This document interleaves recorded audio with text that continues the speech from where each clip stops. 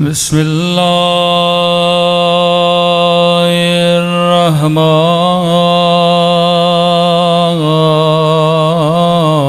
الرحیم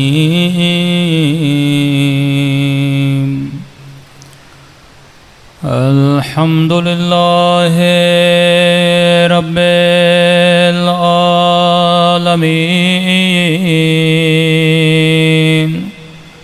الحمد للہ کما هو اہلہ الصلاة والسلام علی سید المرسلین وخاتم نبیین ابی القاسم محمد اللہم صلی اللہ وعلی آلہ الطیبین الطاہرین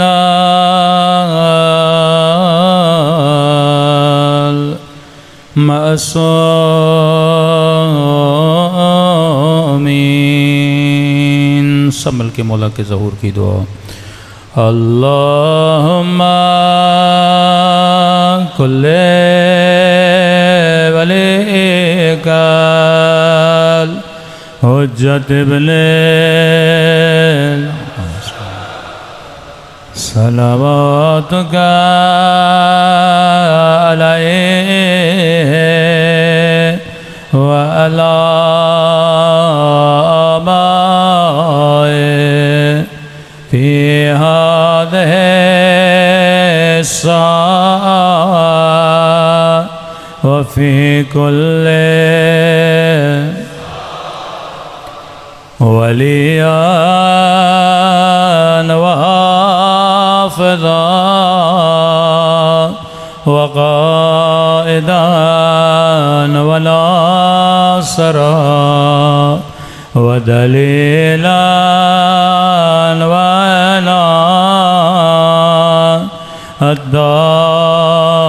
تسکنہ ارضک طوعا وتمتعہ فیہا طویلا برحمتک یا ارحم الراحمین۔ صلوات پڑھے محمد وعلیہ۔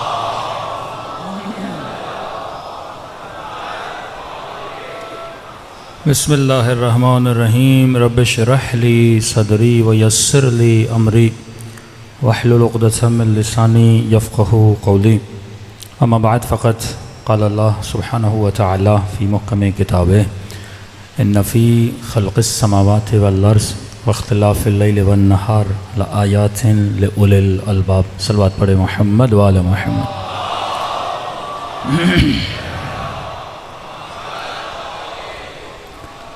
دعا ہے خداوند متعال ہم سب کا آنا اس فرش عزا پہ اپنی بارگاہ میں قبول فرمائے، اور جس مقصد زندگی کی خاطر، مقصد حیات کی خاطر جمع ہوئے خدا ان مقاصد میں بھی ہم سب کو کامیابیاں نصیب فرما دیں۔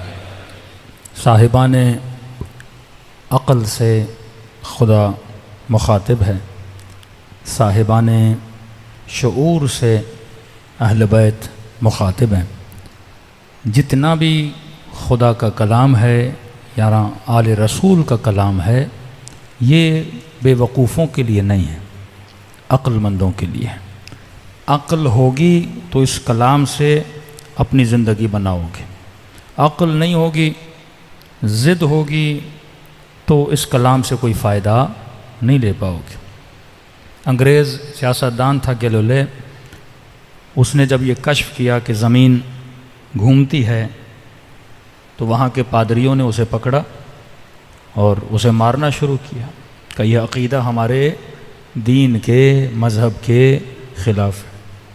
اور کہا اب لوگوں کو بولو کہ زمین گھومتی نہیں ہے۔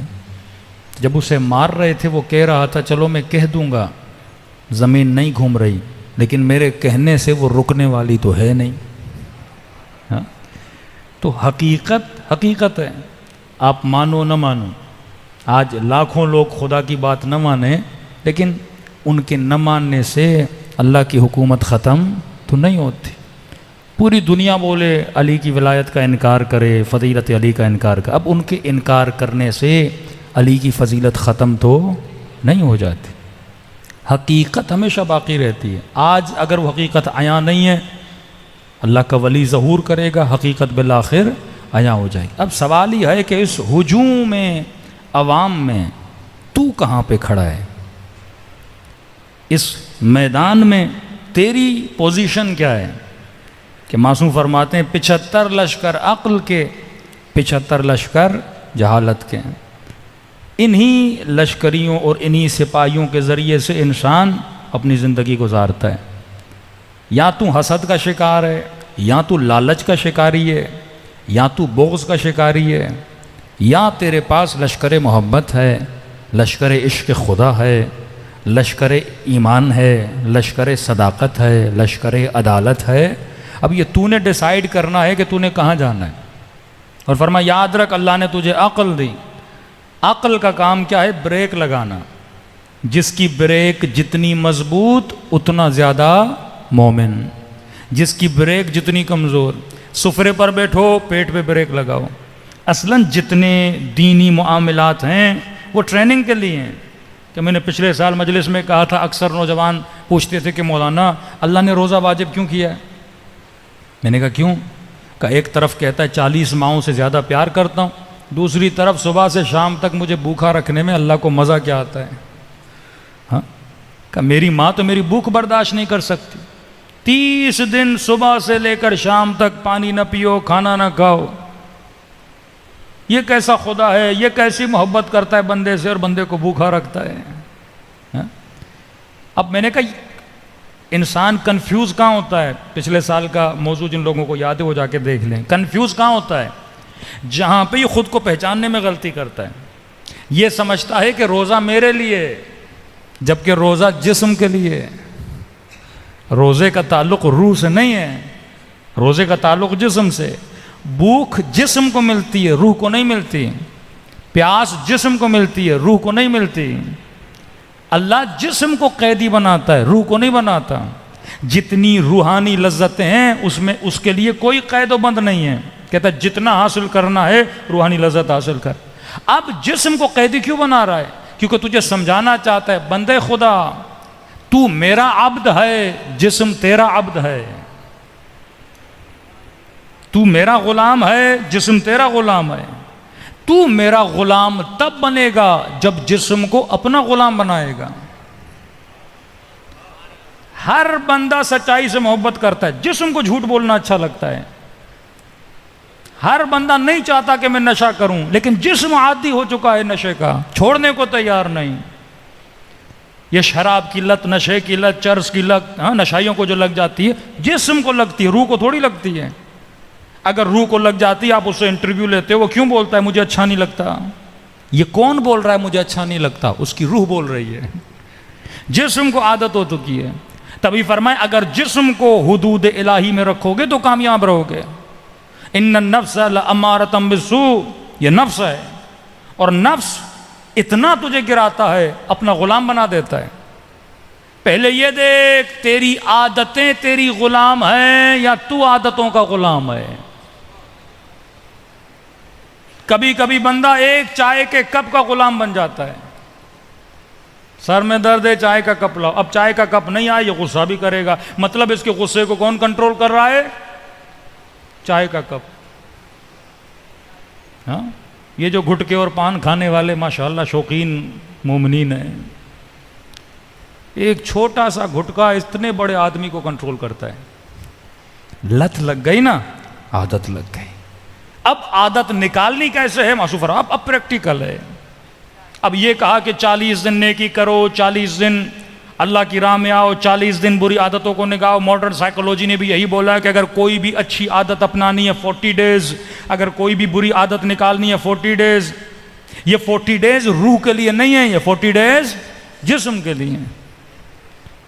اللہ نے جسم تیرا ایسا بنایا ہے، یہ ہر عادت کو اپنا لیتا ہے۔ پاکستانی مرچیں زیادہ کھاتے ہیں، عادت۔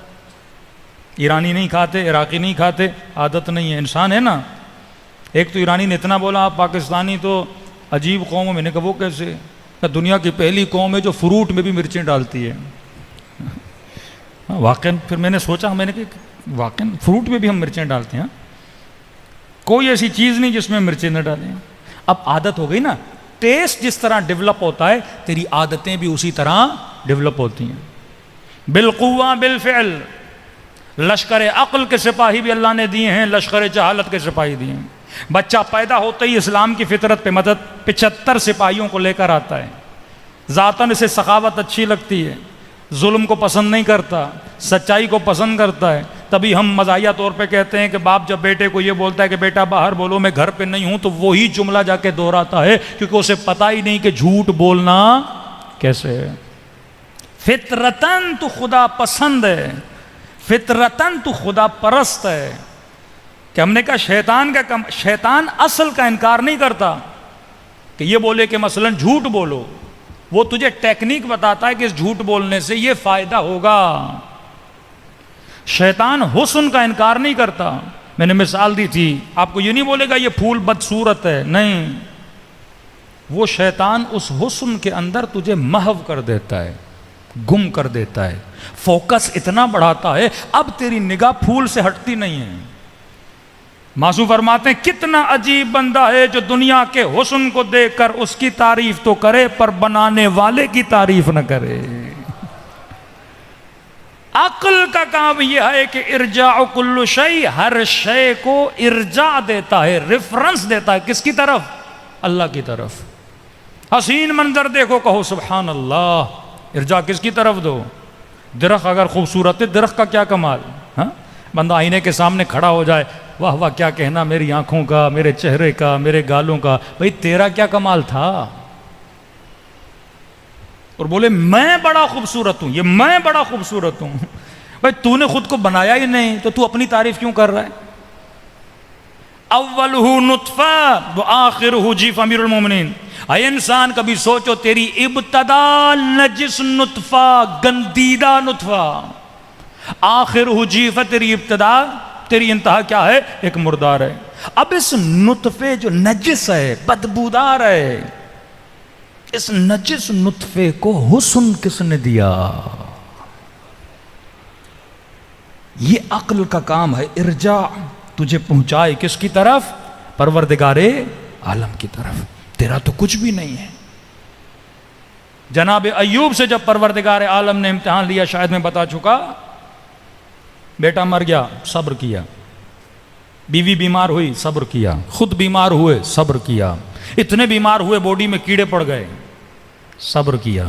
اب لوگ آئے، محلے والے آئے، تانے دینے لگے، ایوب یقیناً تو نے کوئی برائی کی ہوگی، تبھی خدا تجھے ایسے بلاؤں اور امتحانات اور مصیبت میں ڈال رہا ہے۔ ایک بار بولا، دو بار بولا، صبر نے جواب دیا، کہنے لگا پروردگارا بیٹا مر گیا، صبر کیا، بیوی بیمار ہوئی، صبر کیا، خود بیمار ہوا، صبر کیا، اب میرے صبر کی انتہا ہے، لوگ مجھے تانے دے رہے ہیں۔ اللہ نے فرشتے کو بھیجا، کب بول جا کے ایوب کو اپنے صبر پہ اترائے نہیں، یہ نہ کہے کہ بیٹا مرا صبر کیا، یہ نہ کہے کہ بیوی بیمار ہوئی صبر کیا، یہ نہ کہو کہ میں بیمار ہوا صبر کیا۔ جا کر ایوب سے پوچھ اگر میں تجھے توفیق صبر نہ دیتا تو صبر کرتا کیسے؟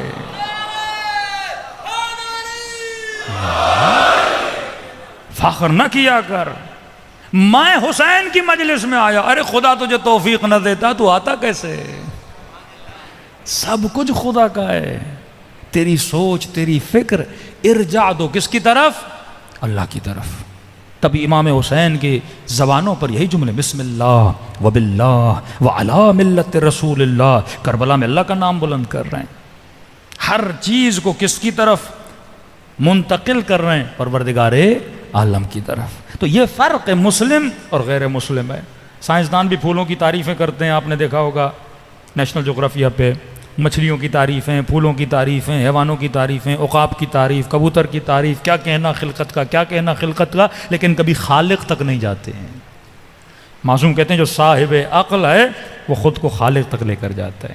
اس کی مثال میں بعض اوقات ایسے دیتا ہوں، کسی مومن نے آپ کی دعوت کی، آپ اس کے گھر میں سفرے پہ بیٹھے ہیں، سامنے بریانی آ گئی، چاول چبائے جا رہے ہو، اور بولو کیا کہنا چاولوں کا، کیا کہنا ہے اس مرغی کا، ہاں بھائی کون سی نسل کی مرغی تھی؟ وہ بندہ دیکھے جا رہا ہے، مرغی لایا میں، بریانی بنائی میں نے، ایک بار میرا شکریہ ادا نہیں کر رہا، مرغی کے قصیدے پڑھے جا رہا ہے، بریانی کے قصیدے پڑھے جا رہا ہے۔ کہ یہ بے وقوف آدمی ہے، کہ کس کی تعریف کر، کہ یہ مرغی بازار میں گھوم رہی تھی، اس کو ذائقہ کس نے دیا؟ یہی چاول پڑے ہوئے تھے دکان پہ، اس کو ٹیسٹ کس نے دیا؟ یہ کون ہے؟ میں بعض اوقات مومنوں کہتا ہوں الذین یتفکرون فی خلق السماوات والارض، غور و فکر کرو گے ہر شے تجھے خدا تک پہنچا دے گی۔ ایک ہی قسم کی مٹی، ایک ہی قسم کا پانی، 4 دانے ڈالتے ہو، ایک کو پیلا کر کے نکالتا ہے، ایک کو لال کر کے نکالتا ہے، ایک کو کھٹا کر کے نکالتا ہے، ایک کو میٹھا کر کے نکالتا ہے۔ یہ کون ہے جو ایک بے ذائقہ پانی سے ذائقے بناتا جا رہا ہے؟ ہاں، عجیب رنگ دیتا جا رہا ہے۔ جب سوچو گے تو خدا نظر آئے گا۔ الہی اخشاک کانی اراک، دعائے عرفہ، اے خدا حسین تیری عبادت ایسے کرے کانی اراک، جیسے حسین تجھے دیکھ رہا ہے۔ محسوس کر اپنے رب کو جب سانسیں لیتا ہے۔ کتنا سسٹم ہے، 1 سیکنڈ کے لیے سوچو یہ سانس میری اندر جائے باہر نہ آئے، بندہ وہیں پہ مر جائے۔ تو ایک الحمد نہیں، ہر سانس جو جاتی ہے اور آتی ہے اس پہ خدا کا شکر ادا کیا کرو۔ صلوات پڑھے محمد و آل محمد۔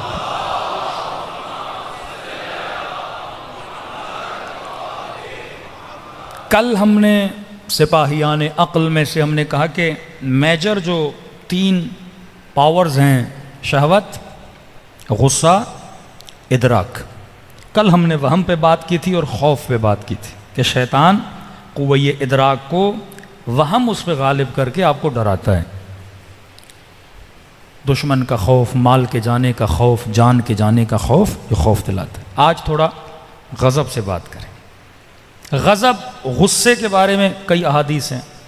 شیطان مومن کو مومن سے لڑاتا ہے کس کے ذریعے سے؟ غصے کے سپاہی۔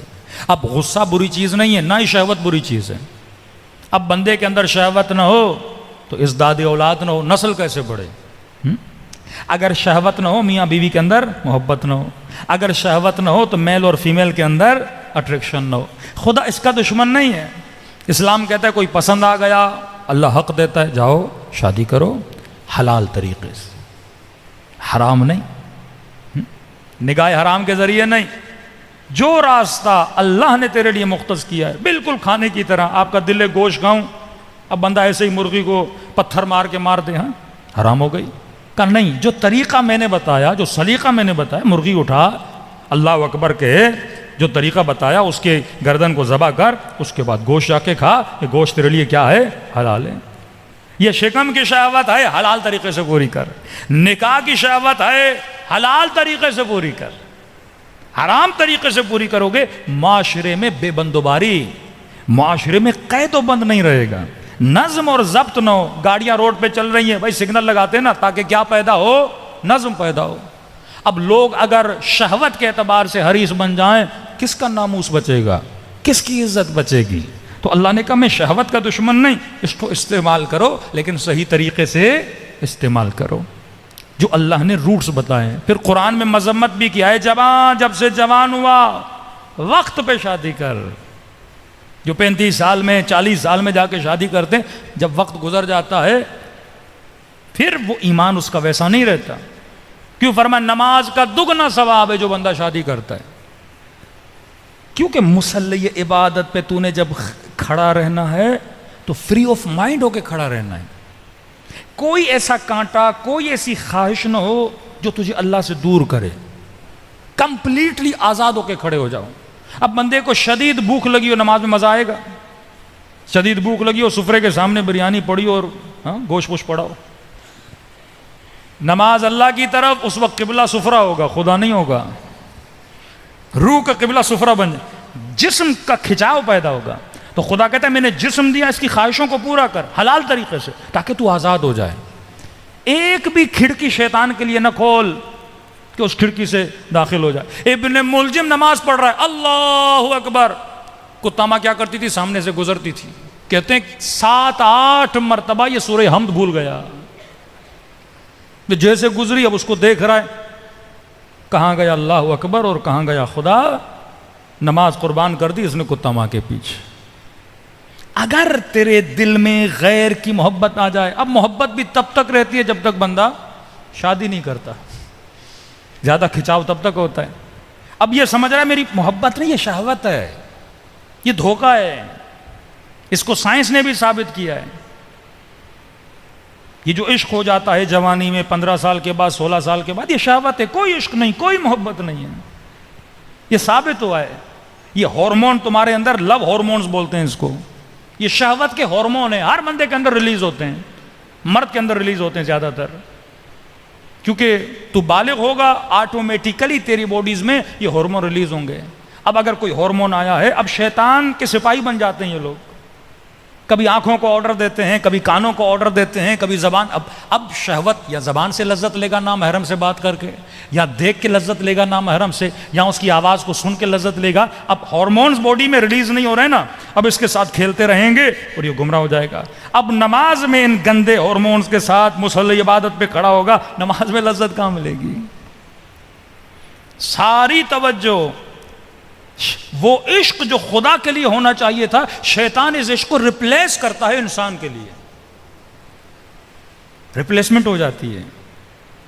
وہی ٹولز ہیں جو ٹول خدا استعمال کرتا ہے، وہی ٹول شیطان استعمال کرتا ہے. ایک ہی چھری ہے جس سے تو ٹماٹر بھی کاٹ سکتا ہے، بندے کا گلا بھی کاٹ سکتا ہے. ٹول وہی ہے. یہ شیطان کا کمال ہے کہ تیرے ٹولز کو غلط استعمال کرتا ہے. اب یہ باپ کی ذمہ داری ہے کہ صحیح وقت پہ شادی کرائے. یہ جوان کو فکر ہونی چاہیے کہ میں صحیح وقت پہ کیا کروں، شادی کروں. اب اس سے خوف دلاتے ہیں، ابھی جاب نہیں ہے، ابھی نوکری نہیں ہے، ابھی یہ نہیں ہے. اب دیکھیے اس کا مطلب یہ بھی نہیں ہے کہ ایک جوان ایک نمبر کا نکما ہو، باپ کو بولے شادی کراؤ اور کام بھی نہیں کروں گا میں. اللہ نے بولا یرزقہم اللہ من فضلہ، بندے خدا اللہ نے عقل دی ہے، کام نہیں کرو گے تو رزق کیسے ملے گا؟ شیر بھی شکار کے لیے دوڑتا ہے نا، اتنا تو دوڑ. چونٹی بھی دانے کے پیچھے جاتی ہے، اتنی تو زحمت کر. لیکن کام ننگ نہیں، کام کرنا عیب نہیں ہے.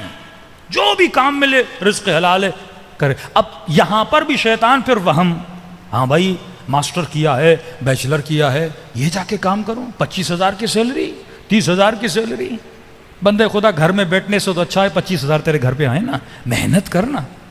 اب وہم ہوتا ہے، لوگ کیا بولیں گے، معاشرہ کیا بولے گا، میرے کولیگس کیا بولیں گے، میرے فرینڈز کیا بولیں گے. وہ 1 لاکھ کی نوکری کر رہے ہیں، میں 30,000 کی نوکری کر رہا ہوں. کہ نہیں، یرزقہم اللہ من فضلہ، اللہ پہ بھروسہ کر، پھر خدا تیرے رزق میں برکت عطا کرے گا. ہاں اصل محنت ہے، گھر سے نکل، رزق حلال کی تلاش. ممکن نہیں خدا تجھے روزی نہ دے، تو نکل تو صحیح.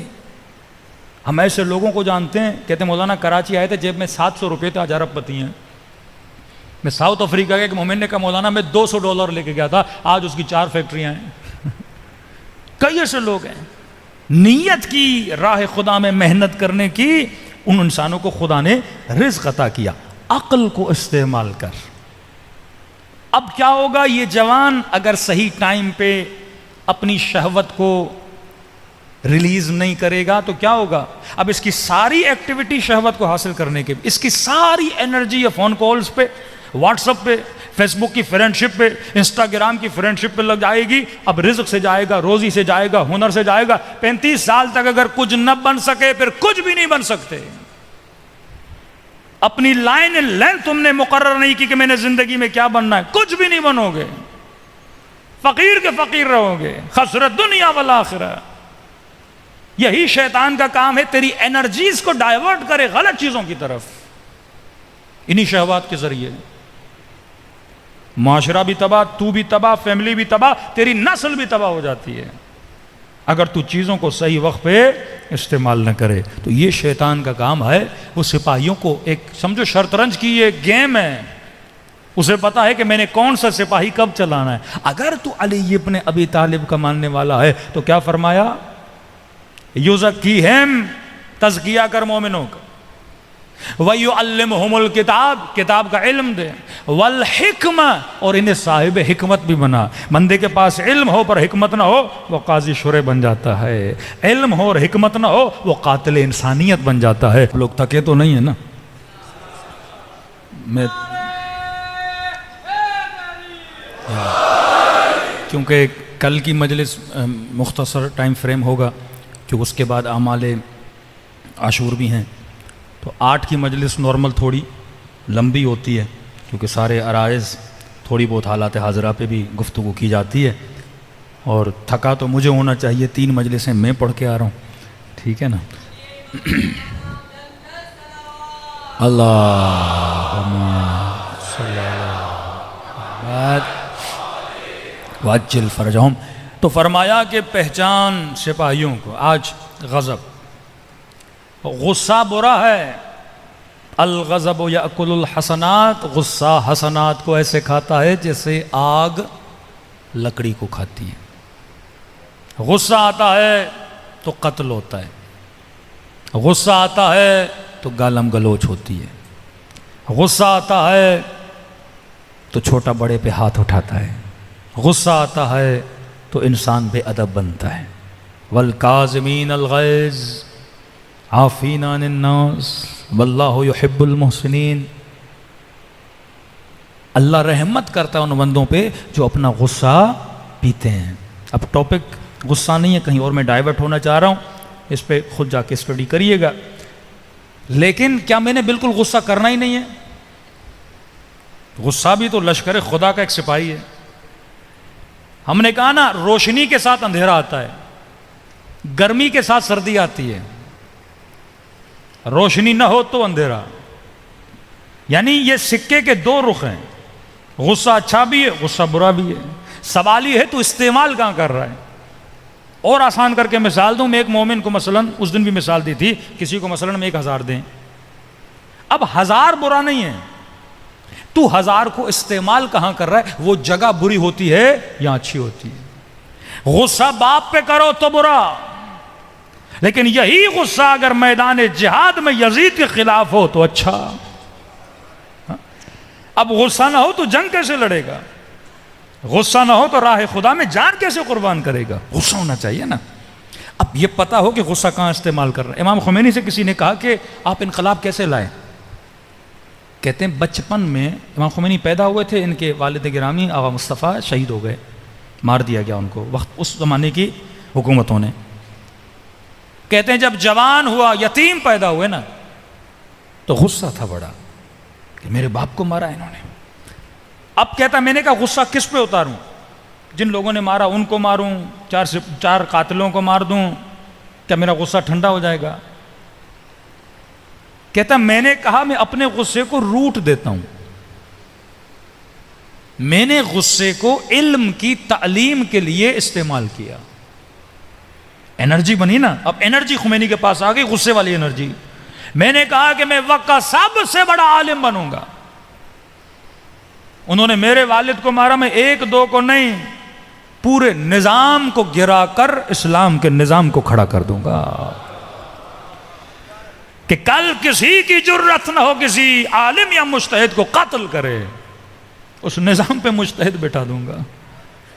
غصے کو استعمال کیا کس راستے میں؟ پوزیٹیو وے میں۔ ایک جگہ جہاں پہ غصہ استعمال ہوتا ہے، اور یہ صفت، یہ سپاہی، یہ رنگ خدا ہے، یہ صفت اللہ کی، اگر آپ کے اندر آ جائے آپ بھی صفت خدا کے مظہر بن جائیں گے۔ ایک جھلک آپ کے اندر خدا کی جھلک آ جائے گی۔ کون سی صفت ہے؟ فرمایا ما احد اغیر من اللہ، کائنات میں کوئی نہیں جو اللہ جتنا غیرت مند ہو۔ وَمِن غَيْرَتِهِ حَرَمَ الْفَوَاحِشِ، اگر وہ غیرت مند نہ ہوتا وہ کبھی بھی فواحش کو حرام نہ کرتا. اگر یہ بولتا ہے نامحرم کو نہ دیکھ، یہ فاحشہ ہے، گناہ ہے، کیونکہ وہ غیرت مند ہے. اگر وہ کہتا ہے زنا نہ کر، کیونکہ وہ غیرت مند ہے. اگر وہ کہتا ہے اے خاتون سر پہ چادر رکھ، بے عفتی نہ کر، بے حیائی نہ کر، کیونکہ وہ غیرت مند ہے. اور خدا سے زیادہ کوئی غیرت مند نہیں ہے. آج شیطان نے اس سپاہی غیرت کو قتل کر دیا ہے.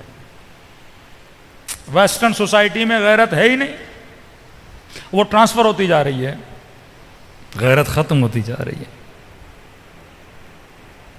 کہ بہن بھائی کے ساتھ نکلے، بیٹی باپ کے ساتھ نکلے، بندہ تعجب سے دیکھے کہ ایسا لباس پہنا ہوا اس خاتون اور بھائی ساتھ ہے، باپ ساتھ ہے.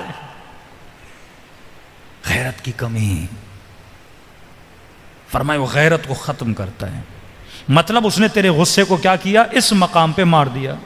اب غیرت صرف ناموس کی غیرت نہیں ہوتی، غیرت ملی، وطن کی غیرت. کہ مثلا آپ کراچی والے اور لاہور والے کراچی والوں کا مذاق اڑائے تو آپ کو کیا آتی ہے؟ غیرت آتی ہے. کوئی آپ کی زبان کا مذاق اڑائے، غیرت آتی ہے. کوئی باپ کا مذاق اڑائے، نسلی غیرت، غیرت آتی ہے. گاؤں کی غیرت، زبان کی غیرت، مٹی کی غیرت. دینی غیرت، غیرت ایک نہیں ہے، غیرت کے اقسام ہیں. ہو سکتا ہے کوئی بندہ اپنے ناموس کے لیے بڑا غیرت مند ہے، پر دینی غیرت زیرو، الہی غیرت زیرو، حکم خدا کو پامال کیا جائے زیرو. عرب کیا غیرت مند نہیں تھے؟ عصبیت عرب آپ دیکھیں بڑے غیرت مند ہوتے تھے. کوئی آپ کی بیٹی کو تکلیف دینا، آپ غیرت کھاتے ہو. لیکن ایک جگہ پہ عرب کی غیرت مر گئی، اپنی بیٹیوں کو زندہ دفن کرنے لگے. غصہ ہی نہیں آ رہا. کوئی تمہارے بچے کو تماچا بھی مارے تمہیں غصہ آتا ہے. اس غیرت کو شیطان نے مار دیا. زندہ درگور کیا کرتے تھے اپنی بیٹیوں کو. جس طرح آج معاشرے میں آپ دیکھ رہے ہیں غیرت کو کم کیا جا رہا ہے. یعنی شوہر کے چہرے پہ ذرہ برابر بھی کچھ بھی اس کے چہرے پہ احساس نہیں ہے کہ میری بیٹی کیسے کپڑے پہن رہی ہے، کس ماحول میں جا رہی ہے. بیوی نامحرم سے باتیں کر رہی ہے، غیرت نہیں آ رہی. اب ویسٹرن سوسائٹیز نے ویلیوز کو چینج کیا. غیرت کا مطلب تغییر، چینج. لفظ غیرت چینج سے آتا ہے. چینج مطلب آپ نے گرگٹ دیکھا ہے نا، وہ جس بھی کلر پہ بیٹھتا ہے رنگ اس کا کیا ہو جاتا ہے؟ چینج ہو جاتا ہے. غیرت کا مطلب یہ ہے کہ آپ کی زندگی میں کسی چیز کی ویلیو ہو اور بندہ جب اس ویلیو کو ٹھیس پہنچائے تو آپ کے وجود میں تغیر پیدا ہو جائے. آپ کی کیفیت اچھی ہے، حالت نارمل ہے، آپ نارمل کیفیت میں بیٹھے ہو، اچانک آپ کی نگاہ پڑے مثلا بیٹی بد حجاب ہو گئی تو آپ کے اندر کیا پیدا ہوگا؟ تغیر پیدا ہو، حالت متغیر ہو جائے. یہ بھی فطری تقاضا ہے، یہ بھی فطری سپاہی ہے. ہر مرد کے اندر غیرت ہے. کیوں امیر المومنین فرماتے غیرت سیکھنی ہے مرغے سے سیکھو. مرغے کی فطرت میں ہے غیرت. اب ویسٹرن سوسائٹی نے غیرت کو نام دیا جیلسی کا. حسد اور غیرت میں سمجھو ایک بال کا فرق ہے نا. حسد کہتے ہیں جلنے کو، غیرت جلن نہیں ہے، ایک الگ ہی احساس ہے. ایک انگریز کو مجھے اتنا ٹائم لگا سمجھانے میں، اب کوئی ورڈ ہی نہیں تھا غیرت کا. ہم کیا کریں؟ انگلش میں غیرت کا کوئی ورڈ ہی نہیں ہے. وہ غیرت کی ٹرانسلیشن کس میں کرتے ہیں؟ جیلسی میں. حسد اور غیرت کامن ہے ان کی نگاہ میں. صفت حسن کو صفت رذیل بنا دیا. حسد صفت رذیل، ہم کہتے ہیں حسد نہ کرو، شیطانی سپاہی ہے. غیرت کرو، الہی سپاہی ہے. ان کے ایک ہے، وہ غیرت کو حسد مانتے ہیں. اب شوہر بیوی کے ساتھ کسی پارٹی میں جا رہا ہے اور اس کی بیوی کسی نامحرم سے مل رہی ہے. اب اندر سے اس کو کیا آتی ہے؟ غیرت آتی ہے. فوراً اس کی بیوی کہتی ہے مجھے لگ رہا ہے تو جل رہا ہے. اب وہ کہتا ہے یہ بری صفت ہے، اس کو ختم کرتا ہے. وہ اس سپاہی کو کیا کرتا ہے؟ مارتا ہے. شکر خدا عطا کرو کہ اسلام نے تجھے حقیقی فطرتوں کے اندر پیدا کیا ہوا ہے. ہاں، یہ احساس تیرے اندر پیدا ہے. سیدہ زینب جب دربار یزید میں جاتی ہیں، یزید جیسا بندہ جب اس کی بیوی اور بچے آتے ہیں یہ پردہ لگواتا ہے. اللہ کی لعنت ہو اس بدبخت پہ، پردہ لگواتا ہے۔ بی بی زینب یہ منظر دیکھتی ہیں، فرماتی ہیں ام من العدل، یزید کیا یہ عدالت اور انصاف ہے کہ نبی کی نواسیاں مجمع میں کھڑی ہیں اور تو اپنی بچوں کو پردے کے پیچھے کھڑا کر رہا ہے؟ غیرت۔ حسین بن علی گودی قتل گاہ میں، بدن پورا زخمی ہے، تیر لگے ہوئے ہیں، کسی کو نہیں بلایا امام حسین نے۔ مصائب میں شب عاشور، صبح عاشور پڑھوں گا امام حسین کی، کسی کو نہیں بلایا امام حسین نے مدد کے لیے، لیکن کہتے ہیں ایک مرتبہ آواز بلند کی نا ظالم نے، خیموں پہ حملہ کرو، نہیں کہتا میں نے دیکھا حسین غیرت میں آ گئے اور آواز دی این این قاسم، این ہانی، این حبیب، این علی اکبر، اور کہنے لگے میں تجھے بلا رہا ہوں، مجھے کوئی آواز نہیں دے رہا۔ پھر کہتے ہیں اپنے لیے نہیں بلا رہا، زینب کے خیمے پہ حملہ ہو رہا ہے، قتل ہو رہے ہیں، خون بہہ رہا ہے، غیرت جوش میں آ رہی ہے۔ 40 سال امام سجاد روتے رہے، اکبر کی برچھی پہ نہیں۔ مولا کیا ہوا؟ کہا مجھ سے پوچھو نا، ماؤں بہنوں کے ساتھ بازار میں جانا کیسا ہے؟ کسی امام نے یہ جملہ نہیں کہا جو امام سجاد نے کہا، کہ جیسے بازار میں گئے نا، ٹھنڈی سانس لی اور آواز دے کے کہنے لگے قد سقطت امی، اے کاش میری ماں نے مجھے گرا دیا ہوتا، میں پیدا نہ ہوتا، زینب کے سر کو کھلا ہوا نہ دیکھتا۔ کسی نے کہا کہ امام ایسا جملہ کیا، عرب کے اوپر جب مصیبت کا پہاڑ ٹوٹتا تھا تو عرب مصیبت میں یہ جملہ کہتا تھا، کاش میں زندہ نہ ہوتا، یہ منظر نہ دیکھتا۔ علی کے سر پہ ضربت لگی ہے، صحابی گلی میں لے کے جا رہے ہیں، کہا صاحب رک جاؤ، خون بہ رہا ہے علی ابن ابی طالب کے سر سے، کہا رک جاؤ مولا، پتہ نہیں کتنی دیر کے مہمان ہیں۔ کہا نہیں، گلی میں نہیں آؤ، میرے ضربت کی خبر زینب نے سنی ہوگی، میں نہیں چاہتا بیٹیوں کے رونے کی آواز بھی کوئی سنے۔ غیرت، یہ وہ سپاہی ہے جس کے زندہ رکھنے سے انسان کا ایمان زندہ رہتا ہے۔ آج معاشرے میں غیرت کو ختم کیا جا رہا ہے۔ کتنے واقعات ہیں، حدیث سنیے، اذا لم یغر الرجل فہو منکوس القلب، موضوع فرماتے ہیں اگر مرد میں غیرت نہ ہو اس کا دل الٹا ہے۔ پیالے کا تصور کیجئے، پیالے کو الٹا کیجئے، کہ جب پیالہ الٹا ہوتا ہے نا تو کیا ہوتا ہے؟ حیا گر جاتا ہے، عفت گر جاتی ہے، ادب گر جاتا ہے، ایمان گر جاتا ہے۔ کہ جس کے وجود میں غیرت نہیں اس کا دل کیا ہے؟ الٹا ہے۔ امیر المومنین کو پتا چلا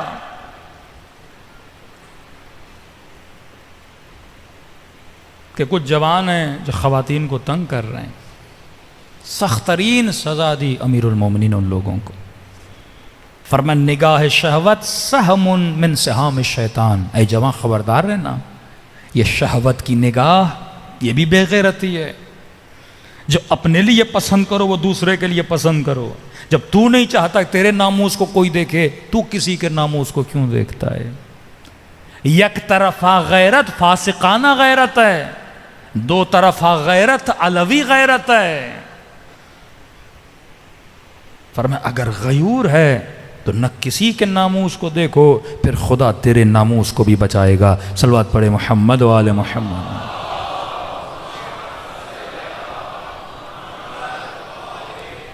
کتنی خوبصورتی سے پروردگار عالم نے قرآن میں واقعات بیان کیے۔ حضرت یوسف کا واقعہ، حالانکہ بعض علماء فرماتے ہیں جوان بچیوں کے لیے واقعہ پڑھنا مکروہ ہے، کنواری بچیاں،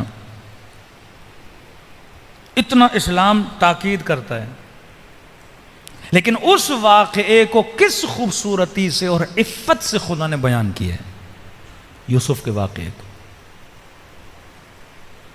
حضرت یوسف فرماتے ربی سجن احب الی، خدا جیل زیادہ محبوب ہے تیری مخالفت سے، زندان میں چلا جاؤں پر شہوت اور شیطان کے جھانسے میں آنا میں پسند نہیں کرتا۔ جوان ہے حضرت یوسف، یہ نہیں کہ صرف زلیخا نے، مصر کی عورتیں کس طریقے سے حضرت یوسف کو گمراہ کرتی تھیں، اور اللہ نے کس عفت کے ساتھ واقعہ بیان. جناب شعیب کی بیٹیوں کا واقعہ،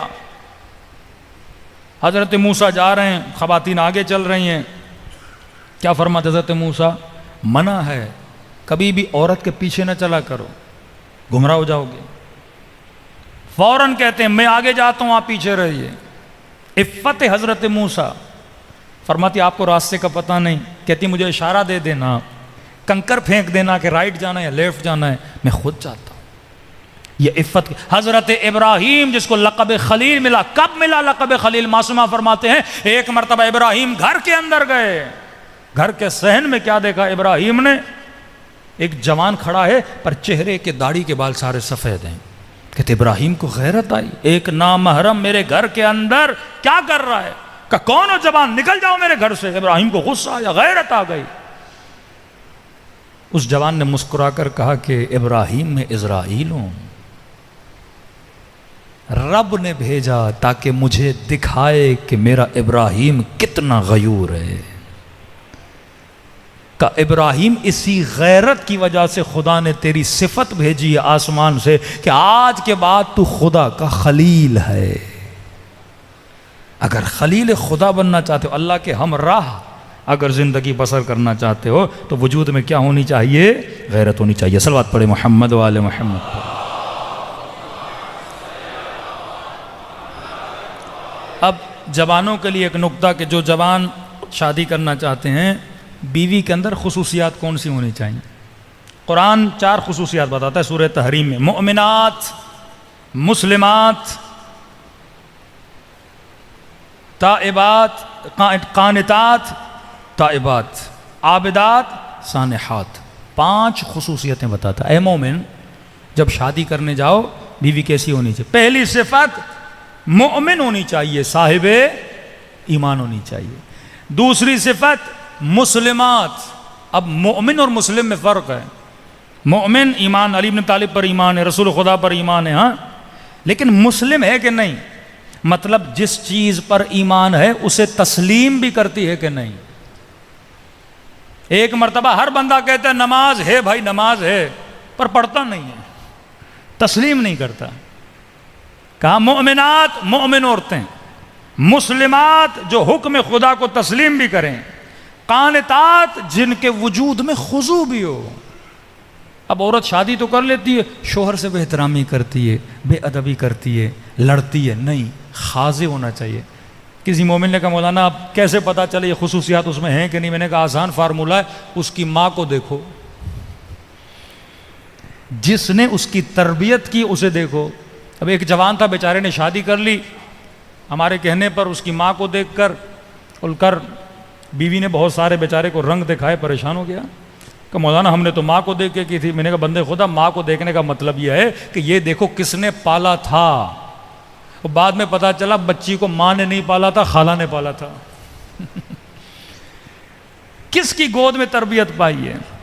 ماں کا مطلب یہ ہے کہاں پہ اس بچی نے تربیت پائی ہے، پالنے والا کون ہے؟ کیونکہ اس کے اندر پالنے والے کی صفات پائی جاتی ہیں. علی کو مصطفیٰ نے پالا تھا، مصطفیٰ کو ابو طالب نے پالا تھا. ہاں،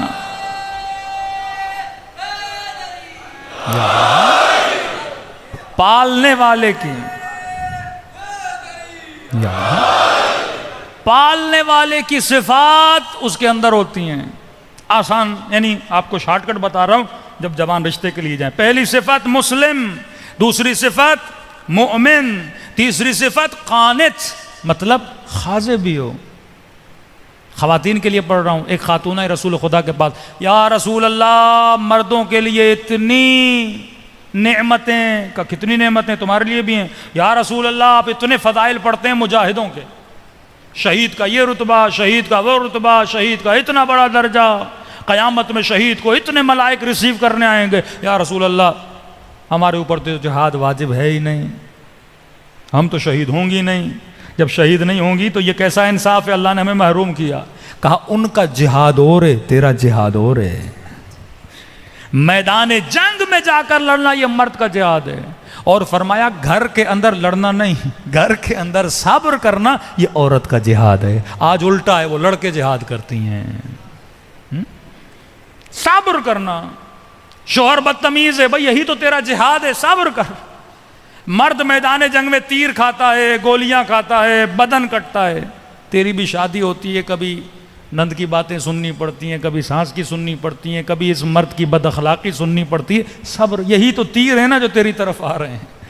ان کو تیر سمجھ کے اپنے وجود پہ لو اور کہو خدا میں کیا کر رہی ہوں، صبر کر رہی ہوں. پھر سیدہ فرماتی جب مر جائے گی اسے شہید کا رتبہ دیا جائے گا. عورت کا جہاد شوہرداری، بہترین شوہرداری کرے گی، صبر کرے گی، بیٹی کو صبر سکھائے گی. لیکن اگر یہی ماں شوہر کو گالیاں دے اور بیٹی سنے اور یہ بیٹی بڑی ہو جائے اور جب شوہر کے گھر جائے گی وہ بھی وہی کام کرے گی نا جو ماں نے کیے تھے. یہ تیرا جہاد ہے. اب یہ نہیں کہ مرد بولے تیرا جہاد ہے تو لے تیر میں دے رہا ہوں تجھے، ایسا بھی نہیں ہے. ہاں، عورت کا کام ہے صبر کرنا، اور صابرہ بیوی خدا تجھے دے تو تیرا کام ہے شکر کرنا. ہاں، ایمان کے دو پر ہیں نا، ایک صبر کا پر، ایک شکر کا پر. صبر کر. ایک جگہ ہمارے استاد مجلس پڑھنے گئے، مجلس پڑھی، بھائی ایک مجتہد تھے، اس کی بیوی بڑی بدتمیز تھی، لوگوں کے سامنے بدتمیزی کی. اس کے بھائی نے بڑی غیرت کی کہ تو بڑا عجیب شوہر ہے، میری بیوی ہوتی میں طلاق دے دیتا، تجھے تو غصہ بھی نہیں آتا؟ جائز غصہ، ناجائز غصہ. کبھی کبھی آپ کو غصہ آتا ہے، اگلے کو نہیں آتا. اس نے کہا دیکھ تیری فکر اور ہے، میری فکر اور ہے. تجھے غصہ آتا ہے تو اپنی انسلٹ مانتا ہے. مجھے غصہ اس لیے نہیں آتا کیونکہ میں نے علی کا فرمان پڑھا ہے کہ اگر بیوی بہترامی کرے تو مرد کیا کرے؟ صبر کرے. صبر ایمان کا آدھا حصہ ہے. تو وہ جو کر رہی ہے کرے، لیکن میں اپنے لیے کیا بنا رہا ہوں؟ جنت بنا رہا ہوں. تو مولانا کہتے ہیں ہم مجلس پڑھ کے اترے، افریقہ میں پڑھ رہے تھے، تو ایک خوج مومن آئے. انہوں نے کہا مولانا صاحب میں کیا کروں، میری بیوی تو بڑی نیک ہے. ہاں، مجھ سے تو بدتمیزی کرتی نہیں ہے، تو میں یہ ثواب کیسے کماؤں؟ ہاں، اب بھائی ثواب کمانے کے لیے کسی کا گندا ہونا ضروری نہیں ہے. تو مولانا نے کہا کہ دیکھو اس کی بیوی بدتمیز تھی تو ایمان کا آدھا حصہ صبر ہے، تیری بیوی اچھی ہے، ایمان کا آدھا حصہ شکر ہے. ہاں، ہر حال میں اللہ کا کیا ادا کیا کر، یا صبر ہے یا شکر ہے، دونوں پر تیرے پاس ہیں. یہ تیرا عورت کا جہاد کیا ہے؟ تو پہلی صفت مومن، دوسری صفت مسلم، تیسری صفت قانت خاضع، چوتھی صفت تائبات، اہل توبہ ہو. اہل توبہ کا مطلب جو غلطی کرے اسے غلطی کا احساس ہو. ضدی عورت سے شادی نہ کرنا جو اٹک جائے.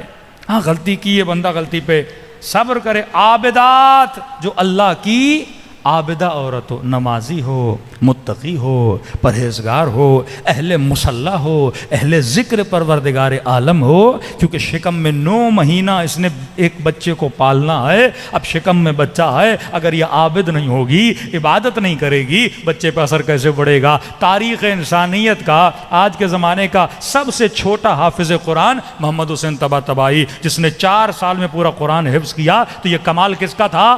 محمد حسین طباطبائی کا نہیں تھا، یہ اس کی ماں کا کمال تھا. لوگوں نے کہا بچہ پڑھنا نہیں جانتا، حافظ قرآن کیسے بنا؟ کہ جب یہ میری شکم میں ہوتا تھا یا میں قرآن پڑھتی تھی یا میں قرآن سنتی تھی. بچہ کیا بنا؟ حافظ قرآن. آپ کے دلوں میں کیوں امام حسین کا عشق ہے؟ کبھی سوچا ہے؟ جوانی سے عاشق حسین ہو، بچپن سے عاشق حسین ہو. جب تو اپنی ماں کی شکم میں تھا اور محرم کا مہینہ آتا تھا، وہ شکم میں اٹھا کر فرش عزائے حسین پہ تجھے لاتی تھی. شکم میں بھی تو نے حسین کی آوازیں سنی ہیں، اور پیدا ہونے کے بعد 2 سال تک تجھے دودھ پلایا. ان 2 سالوں میں بھی تو محرم آیا ہوگا نا. وہ رو بھی رہی تھی، حسین کا نام لے بھی رہی تھی، اور اس دودھ میں حسین کی محبت کو ملا کے تجھے پلا بھی رہی تھی. یہ اثر رکھتا ہے. تو انسان کو سوچنا چاہیے. عابدات، سانحات، اس کا مطلب، سانحات کا مطلب یہ ہے جو روزے دار ہو، مطلب تابع حکم پروردگار عالم ہو. ایسی عورت کا انتخاب کرنا، پھر نسلیں تیری کیا بنتی ہیں؟ پاک و پاکیزہ. صلوات پڑھے محمد و آل محمد.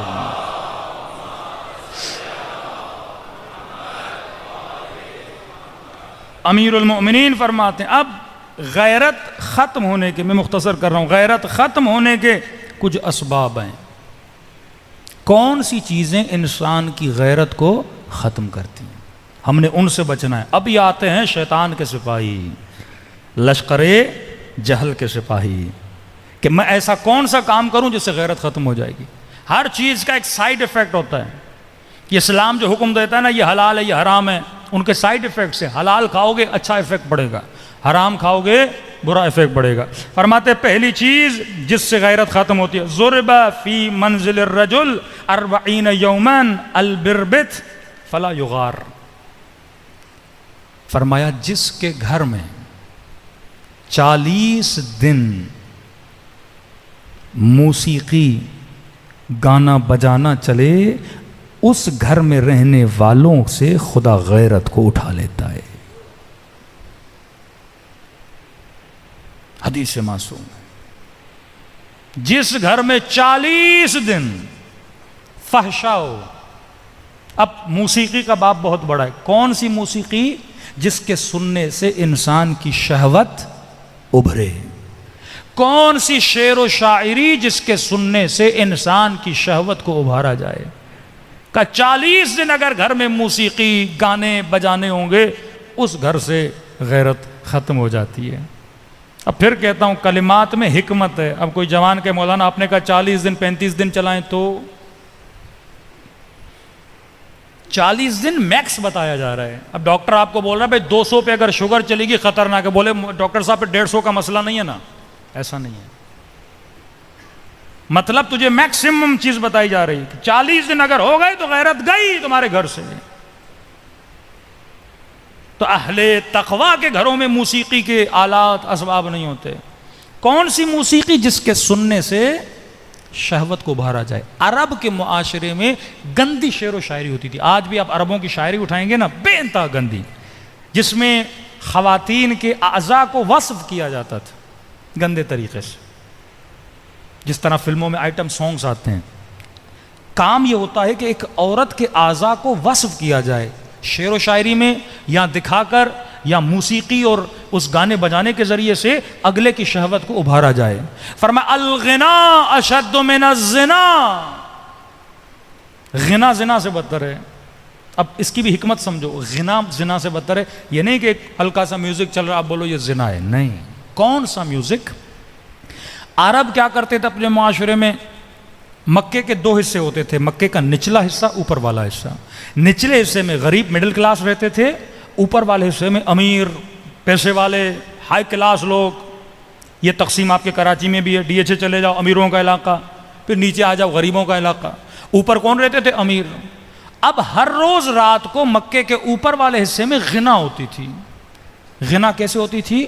مکے کی گندی عورتوں کو جمع کرتے تھے، ڈف بجتا تھا، میوزک بجتا تھا، اور اس میوزک پہ عورتیں ڈانس کرتی تھیں. میوزک پلس میں ڈانس، جس سے پورے جوان وہاں جمع ہوتے تھے، مکے کے مرد جمع ہوتے تھے، اور ان جوانوں کو خراب کیا جاتا تھا کہ الغنا اشد من الزنا. یہ غنا ہے. خالی میوزک نہیں، ایک ایسا میوزک جس میں شاعری بھی گندی ہو، جس میں یہ چیزیں بھی ہوں، ڈانس بھی ہو. وہ اگر 40 دن معصوم فرماتے کسی بھی گھر میں چلے، اس سے کیا ہوتا ہے؟ غیرت ختم ہو جاتی ہے. یہ فلمیں کیوں بنائی گئیں؟ کون سا مسلمان تھا پاکستان میں جس کے گھر میں انڈین فلمیں نہیں چلتی تھی؟ آج کون سی پاکستانی فلم ہے جس میں گانا؟ یہ گانے کا جو حصہ ہے نا، گانے کا حصہ، یہ غیرت کو ختم کرنے والا حصہ ہے. جب تو دیکھے گا تیرے اندر سے غیرت ختم ہو جائے گی. جب تو دیکھے گا تیرے اندر سے حیا ختم ہو جائے گا. معصوم فرماتے تمہارے دل کو الٹا دیتا ہے، پھر نہ حیا نہ عفت، معاشرہ تباہ و برباد ہو جاتا ہے. مسلم معاشرہ وہ ہے جس معاشرے میں کیا پائی جائے؟ غیرت پائی جائے. صلوات پڑھے محمد و آل محمد پر. دوسری چیز معصوم فرماتے ہیں جس سے غیرت ختم ہوتی ہے، وہ ہے مکس گیدرنگ، اختلاط. مرد اور عورت کا آپس میں مکس ہو جانا اختلاط ہے. امیر المومنین کی حکومت میں مولا علی کو پتا چلا کہ عورتیں سڑکوں پہ چل رہی ہیں، اور ایک باریک گلی ہے، سب کو پتا ہے یہ گلی باریک ہے، اچانک رش ہوتی ہے، سب چلتے ہیں، مردوں کے کاندھے عورتوں کے کاندھوں سے ٹکراتے ہیں. علی کو پتا چلا، غیرت اللہ کا مظہر. کبھی ایسی جگہ پہ اپنی ماؤں بہنوں کو نہ لے جایا کرو جو ایک کنجسٹڈ جگہ ہو. جہاں پہ مرد اور عورت کا کاندھا ملے. کہ علی کو خبر پڑی، مولا فرماتے سمعتو ان النسائکم یدافعن الرجال، میں نے سنا ہے کہ تمہاری عورتیں مردوں سے کاندھے ٹکراتی ہیں. لعن اللہ من لا یغار، علی فرماتے خدا کی لعنت ہو اس مرد پہ جو غیرت نہ کرے اور یہ سنے بھی کہ تمہاری عورتیں مردوں کے ساتھ چل رہی ہیں. ایک خاتون کو یہ پتہ ہونا چاہیے کہ میرا چلنا کیسا ہے. دشمن بڑے بڑوں کو گمراہ کرنے کے لیے عورتوں کو استعمال کرتا تھا. امام حسن نماز پڑھ رہے تھے، مولا حسن کے دشمن نے ایک جگہ پہ امام نماز پڑھ رہے تھے، اس نے خاتون کو بھیج دیا. اب مولا حسن نماز پڑھ رہے ہیں، یہ خاتون عشوہ گری کرنے لگی. اپنے وجود، ناز کہتے ہیں، اسلام کہتا ہے عورت بات بھی کرے تو اس انداز سے نہ کرے کہ مرد کو اٹریکٹ کرے. فقہ اہل بیت میں میک اپ کرنا حرام ہے اگر تو نامحرم کے سامنے جا رہی ہو. حرام ہے، حرام. مولانا تھوڑی سرخی لگا، حرام ہے بندے خدا. اب اگر میں اس پہ مجلس پڑھوں کہ سرخی کیوں لگائی جاتی ہے، اصلاً سرخی کیوں بنی، اس کے پیچھے آپ سائنس تو پڑھیں. تقدس ممبر بعض اوقات اجازت نہیں دیتا کہ میں ایسی چیزیں بتاؤں. آپ اس کی ہسٹری پڑھو کہ گالوں کی لالی اور سرخی کیوں. اس کے اوپر پوری کتاب ہے کہ جس نے یہ میک اپ بنایا تھا کیوں. مرد کو شہوت دلانے کے لیے میک اپس بنائے گئے. ایک خاص حالت میں عورت کے چہرے کی کیفیت بدل جاتی ہے، ان کیفیتوں کو ظاہر کرنے کے لیے ایسے میک اپ بنائے گئے کہ نارمل حالت میں مرد جب عورت کو دیکھے اس کے ذہن میں وہ خیال پیدا کر دیا جائے. شریعت کہتی ہے حرام ہے عورت کا نامحرم کے سامنے میک اپ کرنا. ہاں عورتیں عورتوں میں آئیں، شوہر کے سامنے. خصوصاً اپنی زینتوں کو اللہ کے سامنے لے کر آؤ، محارم کے سامنے لے کر آؤ. اور یہ عورت شادی شدہ نوکری پہ جاتی ہے میک اپ کر کے، سارے کولیگس نامحرم، باس نامحرم، اور وہاں پہ کنڈیشن ہوتی ہے کیونکہ کسٹمر کا خیال رکھنا ہے. اب کسٹمر اگر آئے گا اس نے مسکرانا ہے، کسٹمر کیئر، گاہک نہ جائے میرے دکان سے. ایئر ہوسٹس کا اگر باپ بھی مر جائے نا جہاز میں ہوگی اس پر ہنسنا ضروری ہے، نہیں ہنسے گی نوکری سے نکال دیا جائے. کسٹمر کیئر خیال کرنا ہے.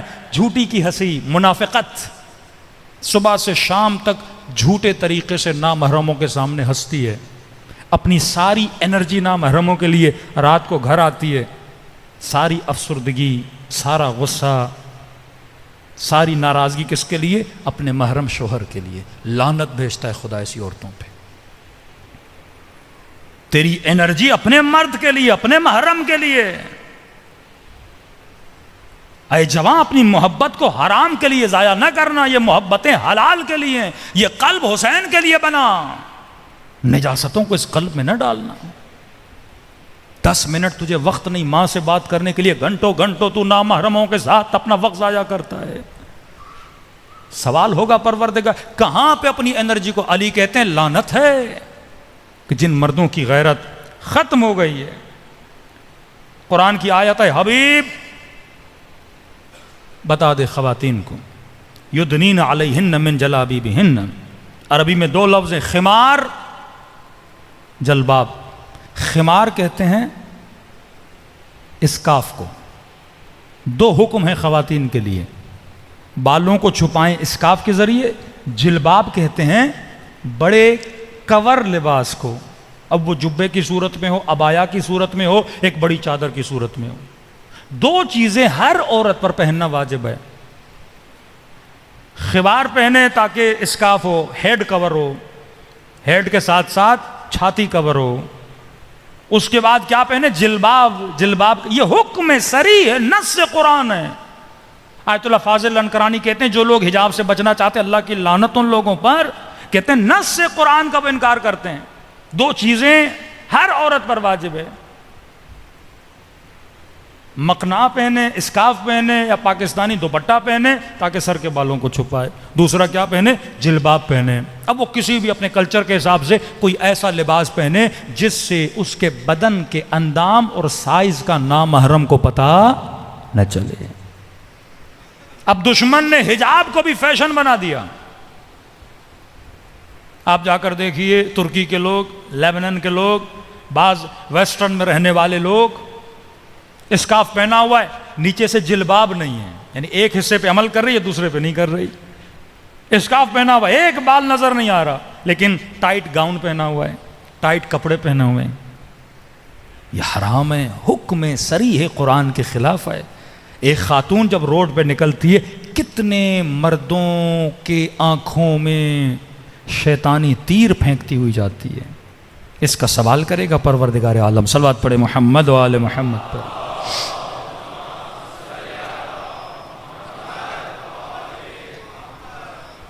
تیسری چیز جو فرماتے ہیں انسان کی غیرت کو ختم کرتی ہے، معصوم فرماتے ہیں وہ نگاہ حرام ہے، مردوں کے لیے، عورتوں کے لیے. اگر یہ چیزیں تیرے اندر ہیں، یہ غیرت کو آہستہ آہستہ ختم کر دیں گے. فرمایا جوان نگاہوں کو جھکائے رکھ. حدیث معصوم ہے، اگر کسی نام محرم پہ نگاہ پڑ جائے، دل میں حسرت پیدا ہوتی ہے نا، کہتے ہیں فوراً نگاہوں کو جھکاؤ اور جوان یہ لفظ جاری کرو، اللہم آتنی من فضلک. جوان ہے، نگاہ پڑ گئی، فوراً نگاہوں کو جھکاؤ، کہو پروردگارا اپنے فضل و کرم سے تو مجھے حلال لذت عطا کر. کہ جب جب یہ جملہ کہے گا خدا جنت میں تیرے لیے ایک حور بنائے گا، مردوں کے لیے نعمتیں تیرے لیے وہاں بنائے گا. اور یہ صرف نامحرم، کسی کے مال کو دیکھو، کسی کے گھر کو دیکھو، کسی کی دولت کو دیکھو، کسی کی شہرت کو دیکھو، کسی کی عزت کو دیکھو، یہ جملہ کہو اللہم آتی، اے خدا میں تجھ سے مانگتا ہوں اپنے فضل و کرم سے مجھے کیا کر، عطا کر. نگاہ حرام سے بچو جس طرح حضرت یوسف بچے. چوتھی چیز جو انسان کی غیرت کو ختم کرتی ہے، معصوم فرماتے ہیں شراب کا پینا، نشہ غیرت ختم کرتا ہے. اتنی تاکید کیوں ہے کہ اسلام میں شراب حرام ہے؟ تمیز ختم ہو جاتی ہے. میں نے کہا عقل کا کام کیا ہے؟ بریک لگانا. جب بندہ نشے میں ہوتا ہے بریک فیل ہو جاتا ہے. میں مثال دے رہا ہوں، ایک جوان شہوت سے بھرا ہوا ہے، اس کی کسی خاتون پہ نگاہ پڑی، اندر سے شیطانی سپاہی اسے حکم دے گا گناہ کرنے کا، لیکن کیونکہ اس کی عقل ایکٹیو ہے، اسے کیا کرے گی؟ گناہ سے روک لے گی. لیکن یہی بندہ جب شراب کی حالت میں ہوگا، فوراً جب نگاہ پڑے گی نامحرم پہ، یہ رکے گا نہیں، فوراً کوئی جملہ بولے گا، گناہ کی دعوت دے گا. کیوں آج ویسٹرن سوسائٹی میں، ایک میں تحقیق پڑھ رہا تھا، ایوری 7 منٹس امریکہ میں ایک ریپ ہوتا ہے، ہر 7 منٹ میں. ایسی سوسائٹی جہاں پہ پولیس، جہاں پہ قانون، یعنی ایسا بھی نہیں کہ ایسا معاشرہ ہو جہاں پہ نوجوان اپنی شہوت اتار نہ سکے، گناہ جگہ جگہ چپے چپے پہ اویلیبل ہے. اس سوسائٹی میں ہر 7 منٹ پہ ایک ریپ ہو رہا ہے. جاپان کے ریپ کا ریشو آپ نکال کے دیکھیں، آپ پریشان ہو جائیں گے. کیوں؟ کیونکہ اکثر لوگ کیا کرتے ہیں؟ نشے میں ہوتے ہیں، پتہ ہی نہیں ہوتا میں کیا کر رہا ہوں. سیٹرڈے سنڈے نائٹ شیطان ان کو شراب پلاتا ہے، اور شراب میں جب مگن ہو جاتے ہیں اس وقت کیا کرتے ہیں؟ کبھی ریپ کرتے ہیں، کبھی گناہ کرتے ہیں. بعض روایات میں ہے کہ خنزیر کھانے سے بھی غیرت ختم ہو جاتی ہے، اس کا فزیکل. اور حیوانوں میں دیکھا جائے، ایک انگریز رپورٹ لکھتا ہے کہ واقعاً تمام تر حیوانوں میں سب سے زیادہ کم غیرت اگر کوئی حیوان ہے وہ کون ہے؟ خنزیر ہے. اسے کبھی بھی اپنے ہم نوع پر غیرت نہیں آتی، لیکن آپ مرغے کو دیکھیں، کوے کو دیکھیں، دوسرے حیوانوں کو دیکھیں، غیرت آتی ہے. تو معصوم چاہتے ہیں کہ تیرا وجود صحیح سالم رہے، غیرت مند رہے. صلوات پڑھے محمد و آل محمد.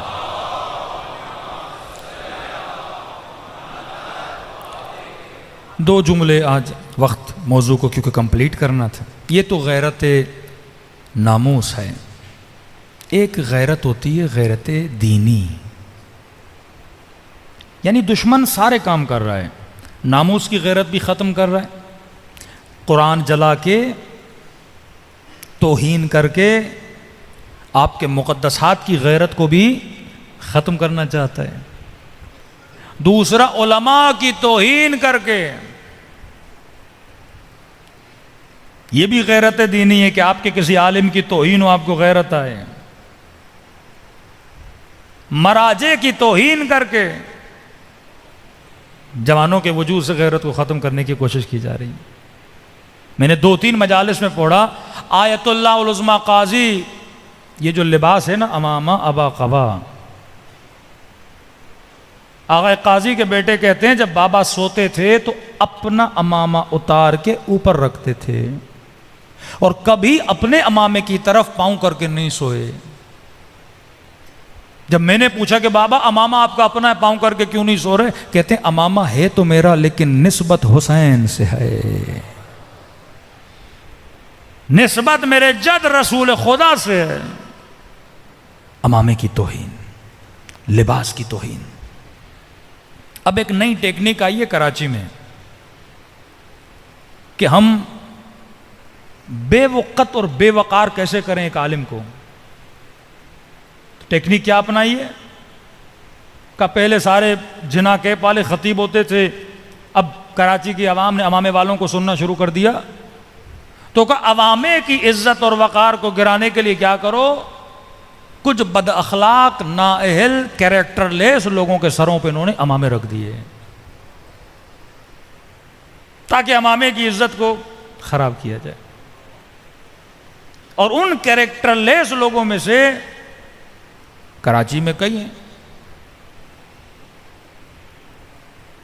2 لوگ ٹی وی پہ اینکر تھے، 2 لوگ، ایک دنیا نیوز پہ تھا، ایک سچ نیوز پہ تھا۔ دونوں نے تقریریں کرنا شروع کر دی ہیں، ایک نے داڑھی بڑی کی ہے، دوسرے نے بال بڑے کیے ہیں، ایک نے امامہ رکھا، ایک نے جناکیب رکھی ہے۔ اور لباس کا مذاق، امامے کا مذاق، ابا ہے قبا ہے، یہ لباس ہے صاحب و زمان ہے۔ حلیے بدلنا اس لباس کے، رنگ برنگی چیزیں اس لباس پہ رکھنا تاکہ مذاق اڑایا جائے، یہ بھی ایک طریقہ ہے امامے کے مذاق اڑانے کا۔ کہ آپ ایک بندر کے سر پہ امامہ رکھو، مذاق بندر کا نہیں، مذاق امامے کا ہے۔ ایک نااہل بندے کے سر پہ امامہ رکھا جائے۔ پھر رسول کی حدیث یاد آتی ہے، آخری زمانہ آئے گا کہ ممبر پہ بندر بیٹھیں گے، ناچیں گے، اچھلیں گے، کودیں گے اور لوگ مزہ لیں گے۔ چلو بات یہاں تک ہوتی تو بات کافی تھی، لیکن پھر اسی ممبر پر اب دیکھو، پہلے وہ ذاکر باز، وہ خطیب باز جو علماء اور مراجع کی توہین کرتے تھے، بندہ کہتا تھا چلو مولوی نہیں ہے نا، مولوی دشمنی ہے، اس کو حسد ہے، بغض ہے، جاہل ہے۔ لیکن اب صاحب امامہ اگر مرجع کی توہین کرے، اس سے بڑا تو کوئی خائن نہیں ہے نا، کہ صاحب الزمان کا لباس پہنے اور امت کے علماء کی توہین کرے۔ اپنے جوانوں کو کتاب ضرور لے کر دیے، پروٹوکولز آف جوز، یہودیت کے پروٹوکولز، لکھا ہے کہ ہم کس طرح امت محمد میں تفرقہ ڈالتے ہیں۔ CIA کے پریویس ہیڈ کا انٹرویو پڑھیے، وہ کہتا ہے ہم نے بڑی جنگیں کی مسلمانوں میں، جنگ میں بڑا خرچہ ہے، فائدہ نہیں ہے، اب بہترین طریقہ یہ ہے ان کو آپس میں لڑاؤ، شیعہ سنی آپس میں لڑیں، شیعہ آپس میں لڑیں۔ تھوڑا پولیٹیکل اویئرنس اپنے وجود میں لائیے، واقعات اور حالات کو سمجھنے کی کوشش کریے۔ عراق کے شیعہ، لبنان کے شیعہ، آذربائیجان کے شیعہ، ایران کے شیعہ، 5ویں پاکستان کے شیعہ، انڈیا کے شیعہ، 6 ملک۔ ان 6 ملکوں میں کسی بھی ملک میں شیعوں میں اتنا جھگڑا اور تفرقہ اور دھڑا بندی نہیں ہے جتنی پاکستان میں، کسی ملک میں نہیں ہے۔ ایک عجب معاملہ ہے پاکستان کا، کیونکہ انقلاب اسلامی کے بعد سب سے زیادہ پروکسیز یہاں بنی، ڈالر کا زور، ریال کا زور، جتنا ہو سکے دھڑا بندی کرو، کہیں ایسا نہ ہو کہ شیعہ مضبوط ہو جائے۔ اب اس کو توڑنے کے لیے کیا کرو؟ علماء کو بدنام کرو، نام خراب کرو۔ اب معاملہ لباس میں ہے، مولویوں کا لباس پہنا کر عالم کو بدنام کرو۔ ان کی نجی محفلوں میں آپ جائیں گے، زبان سے گالی کے علاوہ کوئی لفظ نہیں نکلتا۔ ان کی نجی زندگی آپ دیکھیں گے تو یہ غیرت دینی ہونی چاہیے۔ خمینی مدرسے فیضیہ میں کہنے لگے، اے اہل قوم تمہاری غیرت کو کیا ہوا ہے کہ امامہ پہن کر دین کی توہین کی جا رہی ہے؟ کہ اور کچھ نہیں کر سکتے، ان کے سروں سے امامے کیوں نہیں اتارتے؟ یہ لباس ابی عبداللہ الحسین ہے، یہ لباس امام زمانہ ہے۔ اور ایسے لوگ یہاں بن رہے ہیں اور اہل ولایت دیکھ رہے ہیں۔ یہ بھی غیرت کی کمی ہے، دینی غیرت جب کم ہو جائے۔ اور وہن عالم، وہن مذہب، مولا فرماتے ہیں ہر گناہ کی معافی ہے، توہین مذہب کی معافی نہیں ہے۔ توہین مذہب کا صرف یہ مطلب نہیں کوئی علم کی توہین کرے، کعبۃ اللہ کی توہین کرے۔ شعائر اللہ کا مطلب ہر وہ چیز جو معاشرے میں اللہ کے نام کو بلند کرے۔ علم کو دیکھ کر عباس یاد آتے ہیں، زری کو دیکھ کر حسین یاد آتے ہیں۔ یہ وہ شعائر ہیں جو سانس نہیں لیتے لیکن زندہ شعائر اللہ علماء ہیں۔ حدیث العلماء ورثۃ الانبیاء، غیبت امام کے بعد اگر اللہ کی نگاہ میں کسی کی قدر و قیمت ہے، علماء ہیں۔ اور شیعوں کی طاقت مرجعیت ہے، واللہ اگر مرجعیت نہ ہو شیعوں کا وجود ہی نہیں ہے۔ ملینز آف ڈالرز لگے عراق میں شیعہ سنی جنگ کرنے کے لیے، سیستانی نہ ہوتے عراق تباہ ہو چکا ہوتا۔ بلینز آف ڈالرز لگے ایرانی قوم پر۔ ابھی ریسنٹلی یہودیوں نے ایک آرٹیکل چھاپا انگلینڈ میں، ہر سال ان کا آرٹیکل آتا ہے، وہ لکھتے ہیں کہ 2024 تک شیعت کا ڈاؤن فال شروع ہو جائے گا، شیعت کا گولڈن ٹائم ختم ہے۔ ابھی ان کی اپنی کیلکولیشن ہے۔ ریزن کیا بتاتا ہے کہ 2 ریزن ہیں، سیستانی بھی 80 کو کراس کر چکے ہیں، خامنئی بھی 80 کو کراس کر چکے ہیں، اور ان دونوں کے بعد ہمیں عالم تشیع میں لیڈرشپ نظر نہیں آتی۔ جیسے یہ 2 جائیں گے شیعہ بکھر جائیں گے، ڈاؤن فال آف شیعہ شروع ہو جائے گا۔ وہ بھی جانتا ہے کہ شیعت کی طاقت کیا ہے، تبھی ایسے لوگ پیدا کیے جاتے ہیں، افسوس سے۔ اور رہبر معظم کے زخمی ہاتھ کا مذاق اڑایا جائے۔ بھائی یہ ہاتھ زخمی کہاں ہوا تھا؟ گناہ کرتے وقت یا راہ خدا میں جہاد کرتے ہوئے؟ جمعے کا خطبہ دیتے ہوئے بم بلاسٹ ہوا، اللہ کا نام لیتے ہوئے بم بلاسٹ ہوا تھا، ترویج دین کرتے ہوئے بم بلاسٹ ہوا تھا اور ان کا ہاتھ زخمی ہو گیا۔ یہ تو بالکل ایسے ہے کہ کراچی میں کوئی بم بلاسٹ ہو، 10 لوگ مر جائیں اور 15-20 لوگ زخمی ہو جائیں، اور آپ ان کے گھروں میں جا کے ان کی زخمی ٹانگوں کا مذاق اڑاؤ۔ یہ تو حرکت بنو امیہ ہے کہ حضرت عباس کے دونوں بازو کٹ گئے اور تو عباس کا مذاق اڑانے لگے۔ یہ ہاتھ راہ خدا میں زخمی ہوا ہے۔ تو نے اپنے اعضاء سے کتنی اللہ کی اطاعت کی ہے؟ تو نے اپنی زبان سے خدا کی کتنی عبادت کی ہے؟ خدا وہ اعضاء جو راہ خدا میں قربانی دیتے ہیں روز ان پر رحمتوں کو نازل کرتا ہے، اور وہ اعضاء جو اللہ کی نافرمانی کرتے ہیں روز علی اور آل علی کی ان پہ لعنت ہوتی ہے۔ یہ معاشرے سے غیرت دینی کو ختم کرنے کے لیے 2 لفظ یاد رکھیے، ایک ہوتی ہے لیگل ویلیو، ایک ہوتی ہے مورل ویلیو۔ اس معاملے کو سمجھیے، جو پولیٹکس کے اسٹوڈنٹ ہیں وہ بہتر ان چیزوں کو سمجھتے ہیں، جنہوں نے سوشل اسٹڈی پڑھی ہے ان کو پتا ہے کہ معاشرے کو کیسے بدلا جاتا ہے۔ امام خمینی ولی فقیہ بنے نہیں تھے، پر اس سے پہلے ولی فقیہ تھے۔ لیگلی نہیں بنے تھے لیکن مورلی لوگوں کی نگاہوں میں ولی فقیہ تھے۔ مورل ویلیو، اور یہ بڑی خطرناک ہوتی ہے۔ آغا خامنئی لیگلی ولی فقیہ بنے تھے لیکن ایران میں ابھی مورلی نہیں بنے تھے، اور جب موسوی اور احمدی نژاد کی لڑائی شروع ہوئی ایران میں، اس وقت دنیا نے کہا اب خامنئی مورلی بھی ولی فقیہ بن۔ مورلی کا مطلب کیا؟ کہ آپ کو ایک لیگل ویلیو دی جاتی ہے، لیکن مورلی بھی لوگ اس مقام کو اتنا سمجھیں اور آپ کی اطاعت اتنی کریں کہ یہ جب آغا خامنئی نے تقریر کی کہ اے خدا، اے امام زمانہ، یہ حکومت میرے پاس ہے، اب بدن ضعیف ہے، ہاتھ کمزور ہے، مولا اب ملک ہاتھ سے نکلا جا رہا ہے، اب ہمارے پاس آپ کے علاوہ کوئی نہیں ہے۔ ان کے ان جملوں نے پورے ایران کو روڈوں پہ لایا، اور وہ جتنا فتنہ تھا اس فتنے کو کیا کیا؟ ختم کیا. دنیا نے کہا نہیں، اب خامنئی مورلی بھی اتنے مضبوط ہو چکے ہیں، اگر یہ کچھ کہیں تو یہ قوم نکلنے کے لیے تیار ہے. آغا سیستانی لیگلی ولی فقی نہیں ہیں، بل مورلی علاقے میں ایز ولی فقی ہیں. ایک فرمان دیتے ہیں کیونکہ حکومت نے ان کو کوئی عہدہ نہیں دیا، پارلیمنٹ نے ان کو کوئی عہدہ نہیں دیا، لیکن مورلی اخلاقی طور پر عراقی ان کو ایسے مانتے ہیں جیسے ایران میں ایک ولی فقی کی بات کو مانا جاتا ہے. اب یہ دشمن کے لیے بڑا خطرہ ہوتا ہے کہ کوئی بندہ مورلی اتنا مضبوط بن جائے. اب اس کو گرانے کے لیے کیا کیا جاتا ہے؟ طنز کیا جاتا ہے، کیریکٹر پہ حملہ کیا جاتا ہے. کہ پاکستان کے شیعوں میں اگر کوئی بڑا سانحہ رونما ہوا تھا تو وہ 90s میں ہوا،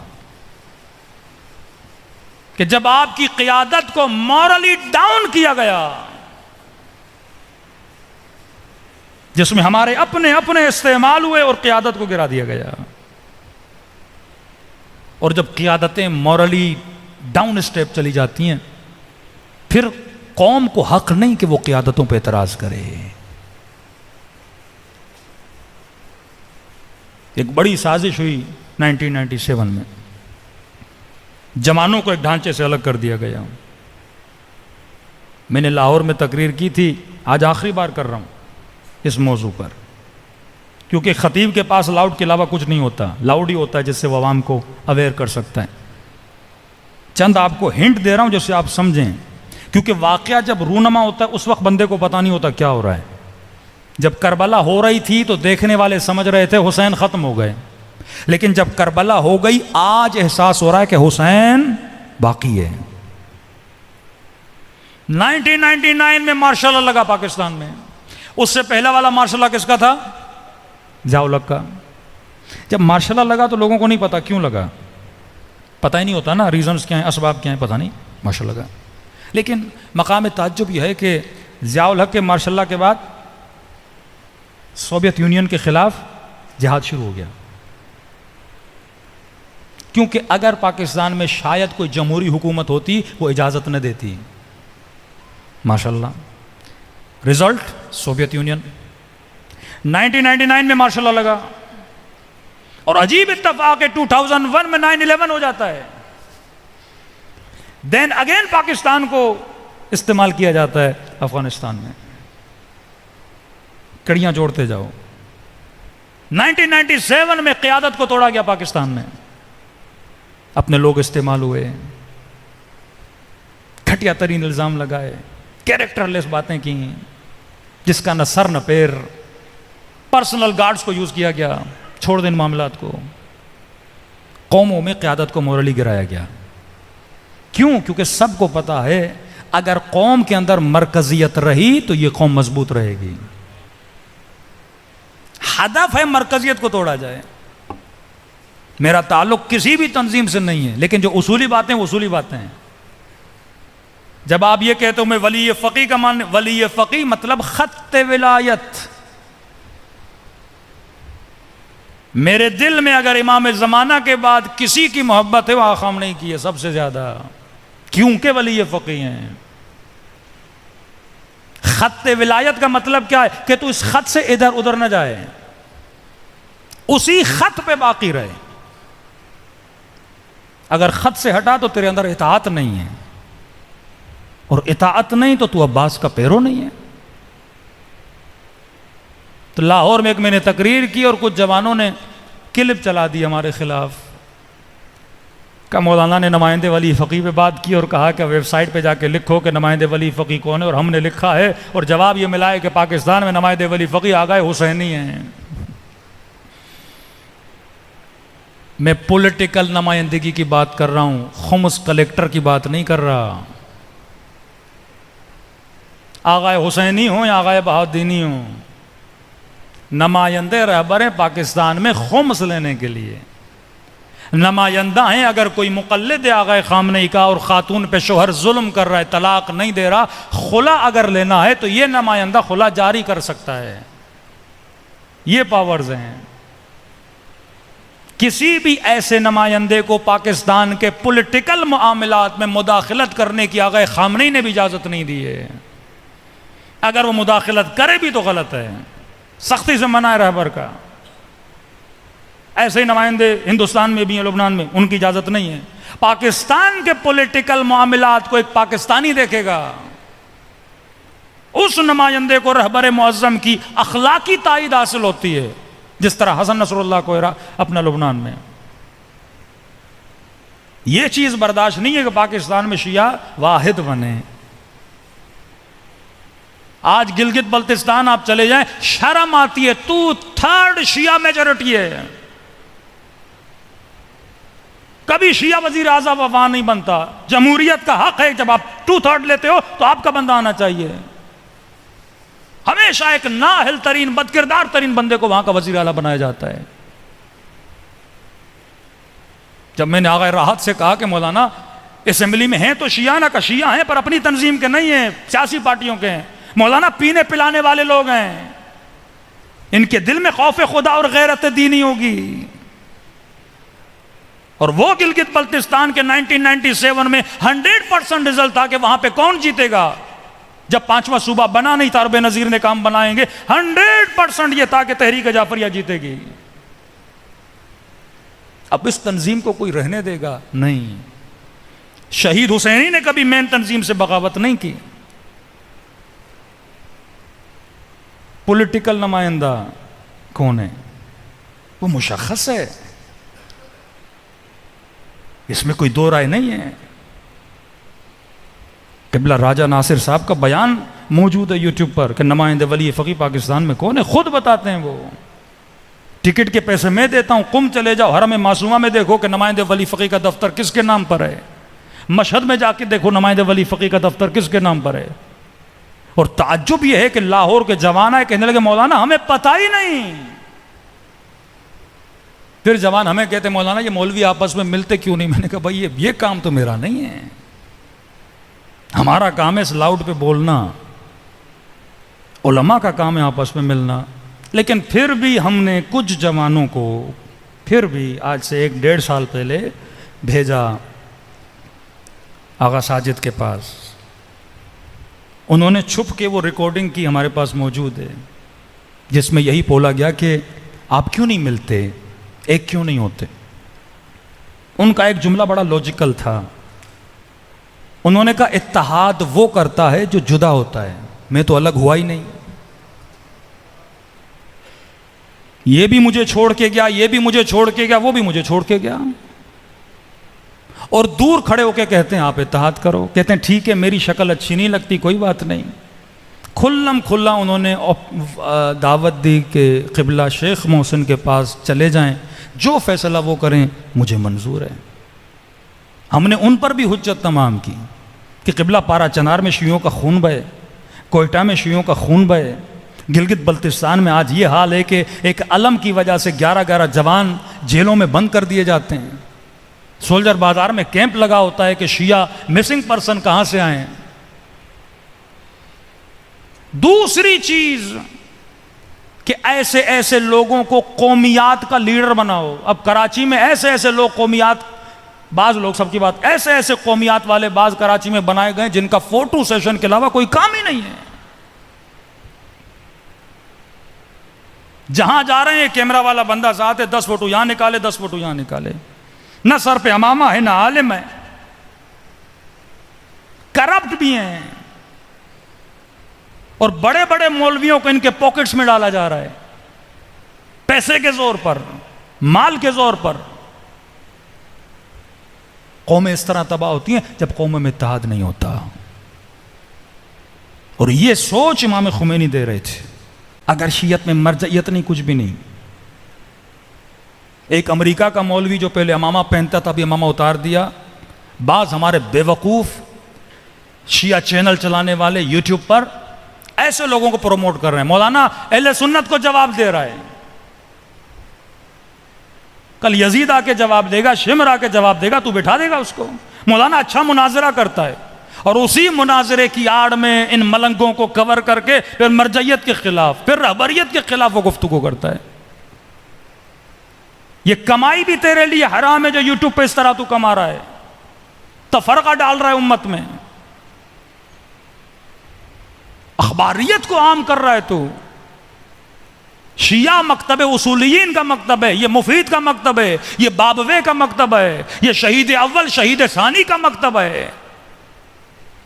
اس قدر محنت کی گئی اس مکتب کے لیے، لیکن آج اسی اصولی مکتب کو بھی ٹھیس پہنچائی جا رہی ہے. ایک نقطہ ذہن میں رکھ لیجئے، divide and rule, divide and rule. جتنا توڑو گے اتنا ان پہ رول کر سکو گے. کہ ایک میں عوامانہ آپ کو مثال دے رہا تھا کہ اگر کراچی کا ایک مرکزی جلوس ہے، اگلا بندہ بولے کہ میں بھی جلوس نکالوں گا اور بولوں گا یہ مرکزی ہے، تیسرا بندہ بولے میں بھی جلوس نکالوں گا یہ مرکزی ہے، چوتھا بندہ بولے میں بھی جلوس نکالوں گا مرکزی ہے. اب نکال تو جلوس رہا ہے، لیکن دشمنی کس سے کر رہا ہے؟ حیثیت ختم کر رہا ہے مرکز کی.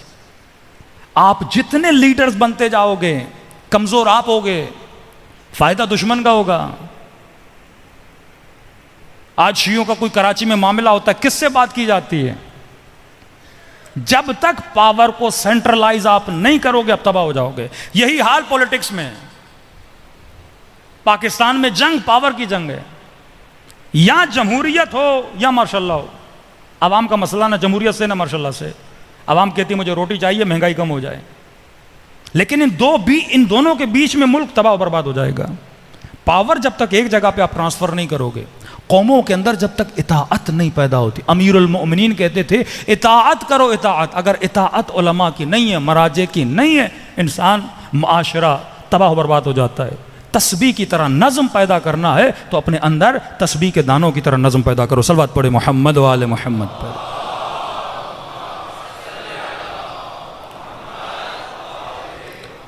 دوسری سازش کہ انڈیویجولز کو مضبوط کرو. مثلا عارف کاظمی مجلس پڑھ رہا ہے، تھوڑا بہت مجمع آ گیا، کل میں کوئی تنظیم بناتا ہوں، کل میں کوئی مدرسہ بناتا ہوں، مجھے پیسہ دیا جائے گا. 100 میرے فالوور، 50 اس کے فالوور، 50,000 اس کے فالوور، 2,000 اس کے فالوور، پھر شخصیت پرستی، معاشرہ اس طرح ڈویژن ہو جائے گی. اور افسوس سے کہنا پڑتا ہے، میں تمام علماء کا احترام کرتا ہوں،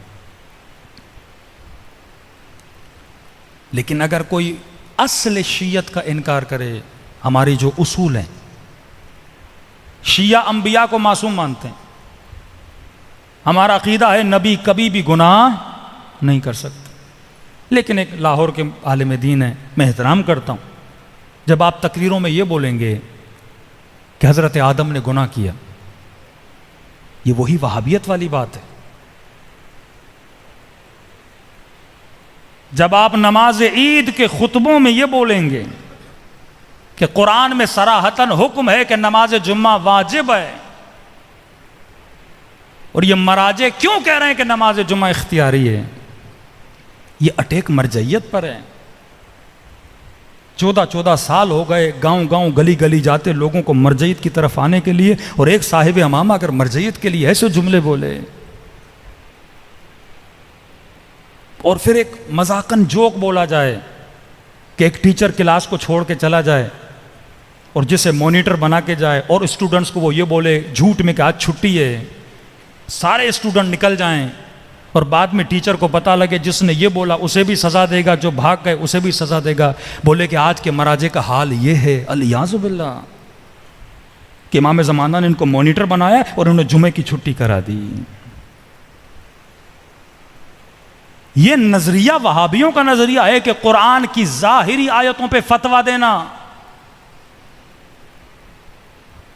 ہاں ایک حل ہے کہ آپ مرجعیت کا اعلان کریں پاکستان میں، بولیں میں مرجع ہوں، میں مجتہد ہوں، میرا فتویٰ ہے کہ جمعہ واجب ہے، پھر کوئی مسئلہ نہیں ہے، آپ کے مقلد جمعہ پڑھیں گے.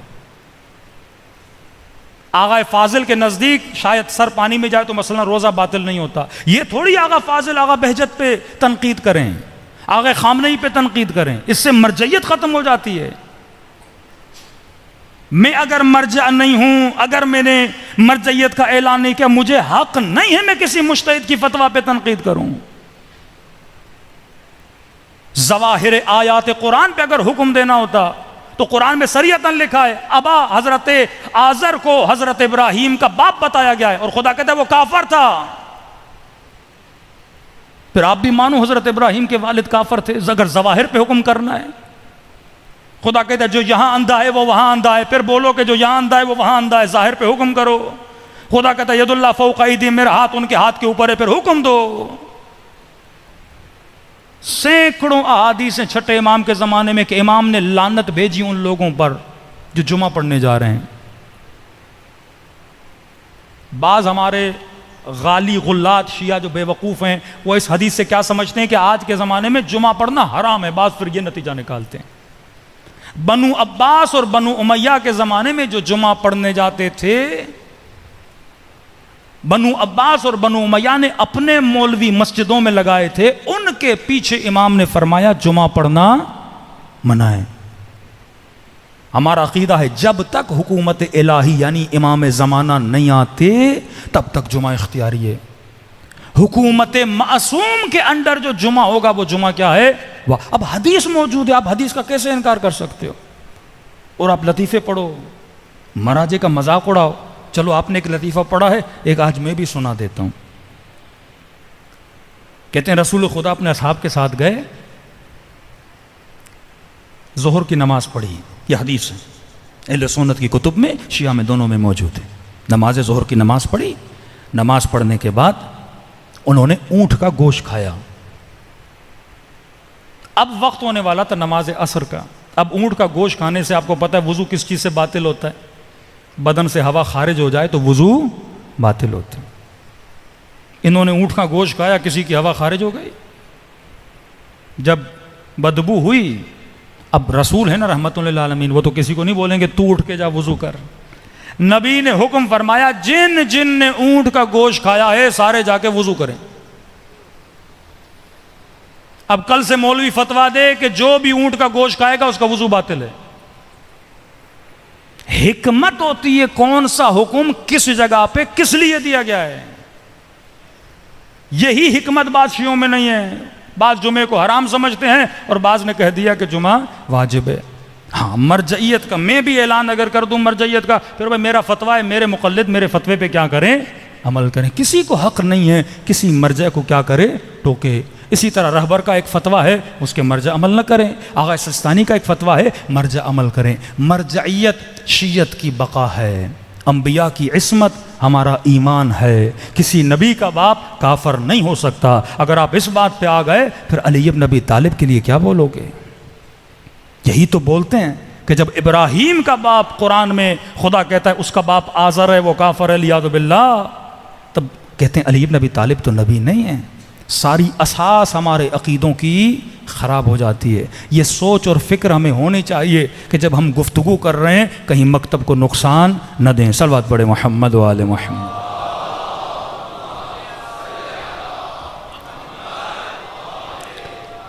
آج ابو الفضل العباس کی رات ہے۔ عباس مظہر اطاعت ہے، مظہر اطاعت۔ آپ کربلا جاتے ہو دو روزے دیکھتے ہو، ایک حسین کا روزہ ایک عباس کا روزہ، دور سے ایسے لگتا ہے دونوں امام ہیں۔ کبھی سوچا اتنی فضیلت خدا نے عباس کو کیوں دی؟ ادب کی وجہ سے، اطاعت کی وجہ سے۔ 2 محرم کا دن آیا، شمر نے حکم دیا کہ خیمے ہٹا دیے جائیں۔ کہتے ہیں غازی نے جیسے سنانا، لشکر والے کہتے ہیں اتنا جلال ہم نے کبھی عباس کے چہرے پہ نہیں دیکھا۔ تلوار نکالی، لکیر کھینچی کہ اگر کسی میں جرت ہے تو لکیر کو پار کر کے دکھائے۔ امام حسین بی بی زینب کے خیمے میں گئے، فرمایا بہن زینب سنا ہے کہ عباس نے لکیر کھینچی ہے؟ کہا جی آقا، عباس کے ہوتے ہوئے کسی میں جرت ہے سیدانیوں کے خیموں کو ہاتھ لگائے؟ کہ زینب میں حسین جنگ نہیں چاہتا، میرا دل ہے کہ خیمے ہٹا دیے جائیں۔ کہ مولا پھر عباس کو بولیے نا۔ فرمایا زینب کہیں میرے شیر کا دل ٹوٹ نہ جائے۔ آقا حسین عباس آپ کو نہ کہہ سکتے ہیں؟ فرمایا بہن زینب جب حسن کے جنازے پہ تیر چلے تھے نا، میرے غازی نے تلوار نکالی تھی، میں نے کہا عباس تلوار نیام میں ڈالو، یہ وقت جنگ نہیں ہے آغا، پھر کب لڑوں؟ میں نے کہا باز کربلا۔ کہا بہن زینب جب مدینے میں بیعت لینے آیا نا، اس نے کھلے دربار میں میری توہین کی تھی، عباس نے تلوار نکالی کہ مولا سر قلم کر دوں گا۔ میں نے کہا باز ابھی نہیں، کربلا۔ کہا بہن زینب جب حر نے لجا میں فرس میں ہاتھ ڈالا تھا نا، میرے غازی کو بڑی غیرت آئی تھی، تلوار نکالی۔ میں نے کہا باز ابھی نہیں، کربلا۔ کہا بہن زینب اب تو کربلا بھی آ گئی، کیا کہوں میں عباس کو؟ کہا حسین آپ گھبرائیے نہیں، میں عباس سے بات کرتی ہوں۔ حسین کی مشکل کشائی کے لیے اگر کوئی کربلا میں تھا تو علی کی بیٹی زینب تھی۔ کہا اماں فضا عباس کو بلاؤ۔ بی بی فضا کہتی ہے میں نے دیکھا نہر کے کنارے کھڑے ہیں، لکیر کھینچی ہوئی ہے، ماتھے پہ پسینہ، جلال عباس کے چہرے پر، آستینوں کو الٹا ہوا ہے۔ کہہ رہے ہیں کسی میں جرت آگے آئے؟ آواز دی آقا بی بی بلا رہی ہیں۔ کہتے ہیں آگے بڑھے، جی اماں فضا۔ آقا زادی زینب بلا رہی ہیں۔ کہ اسی وقت میں نے دیکھا عباس نے ادب کو ملحوظ خاطر آستینوں کو سیدھا کرنا شروع کیا، ماتھے کا پسینہ پوچھا، صبر کیا کہ جلال بیٹھ جائے، اور خیمے کے در پہ ایسے کھڑے ہوئے جیسے 4 سال کا بچہ ماں کے سامنے کھڑا ہوتا ہے۔ کہ آقا زادی اجازت ہے، آ جاؤ عباس۔ کہ زانوے ادب لگا کے بی بی زینب کے سامنے بیٹھے، جی میری آقا زادی۔ کہ عباس سنا ہے تو نے لکیر کھینچی ہے؟ جی آقا زادی کس کی جرت؟ خیام حرم کو ہاتھ بھی لگائے۔ کہ عباس سنا ہے تو نے دشمن کو للکارا ہے، کوئی آگے نہ آئے؟ جی میری آقا زادی میں نے للکارا ہے۔ کہ عباس دیکھو حسین یہ چاہتے ہیں کہ خیمے ہٹا دیے جائیں، لیکن عباس تو نے دشمن کو للکارا ہے۔ عباس میں نہیں چاہتی تو دشمن کے سامنے شرمندہ ہو، ایک کام کر تو خیمے کے اندر بیٹھ جا، میں اکبر کو بھیجتی ہوں لکیر مٹا کے آ جاتا ہے۔ عباس تو یہیں بیٹھ جا، میں اونا محمد کو بھیج دیتی ہوں۔ کہتے ہیں یہ سننا تھا نا، غازی عباس کھڑے ہو گئے، کہنے لگے آقا زادی عباس کی عزت کیا ہوتی ہے؟ اگر حسین نے کہا ہے میں خود ہاتھوں سے لکیر کو مٹانے جاؤں گا، ایسے عباس نہیں بنتے میرے عزیز۔ اطاعت ولی، اطاعت رہبر سے بندہ عباس بنتا ہے۔ آج اسی اطاعت کی کمی ہے۔ فرش عزا پہ آئے ہو، کہو خدایا مجھے عباس کا ادب نصیب کر، مجھے عباس کی اطاعت نصیب کر۔ دلوں کو کربلا لے جائیں، سلام کریں غازی کے کٹے ہوئے ہاتھوں پہ، سلام کریں اس زخمی آنکھ پہ جس میں تیر لگا تھا۔ السلام علی الحسین وعلی علی ابن وعلی اولاد وعلی صحابہ، سب مل کے السلام علی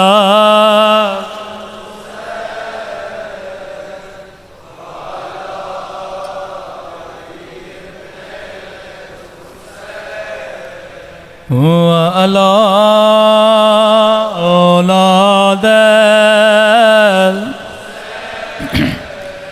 وعلی صحابہ، سب مل کے السلام علی وعلی علی ابن وعلی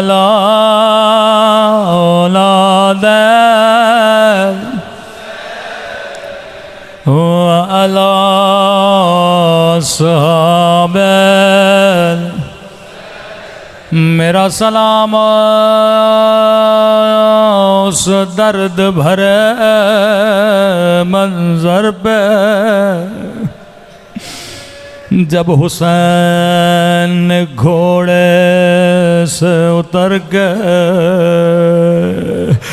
دو کٹے ہوئے بازو اٹھائے بازوؤں کو چوم کے کہا ابا میری کمر ٹوٹ گئے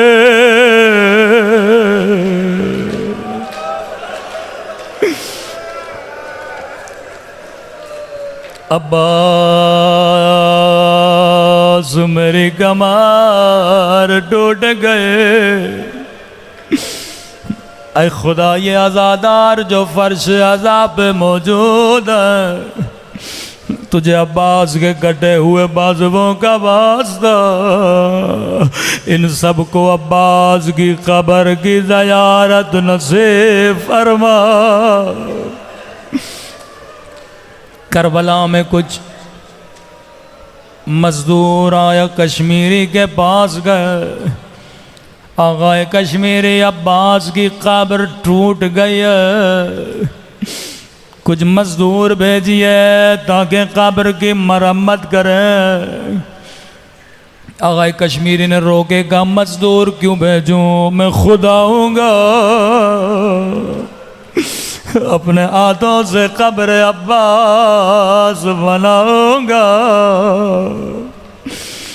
کچھ طالب علموں کو لیا مومنوں کو لیا سرداب میں گئے جب قبر بنانے لگے کسی مومن نے کہا آقا کشمیری ہم نے روایتوں میں پڑھا ہے غازی کا قد بڑا تھا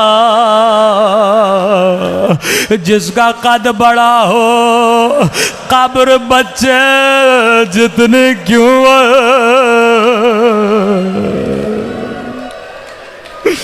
قدیمی مومن سمجھ گئے جیسے آقا کشمیری نے سنا زارو قطار رونے لگے کہتے ہیں واللہ مجھے بھی نہیں پتا لیکن یہ سچ ہے قد اتنا بڑا تھا پاؤں زمین پہ لگتے تھے جب گھوڑے پہ بیٹھتے تھے فرماتے ہیں پوری رات راز و نیاز کیا خواب کے عالم میں امام زین العابدین کو دیکھا کہنے لگے کشمیری میرے عزاداروں کو بتا دو میرے چچا کا قد بڑا تھا جب میں نہر فرات پہ جنازہ اٹھانے گیا میں نے ہاتھ سینے کے نیچے دیے سینہ اوپر آیا میں نے ہاتھ پاؤں کے نیچے دیے پاؤں پر آ گئے مقطع الاعضاء او چچا باز کے بدن ٹکڑے ٹکڑے ہو گیا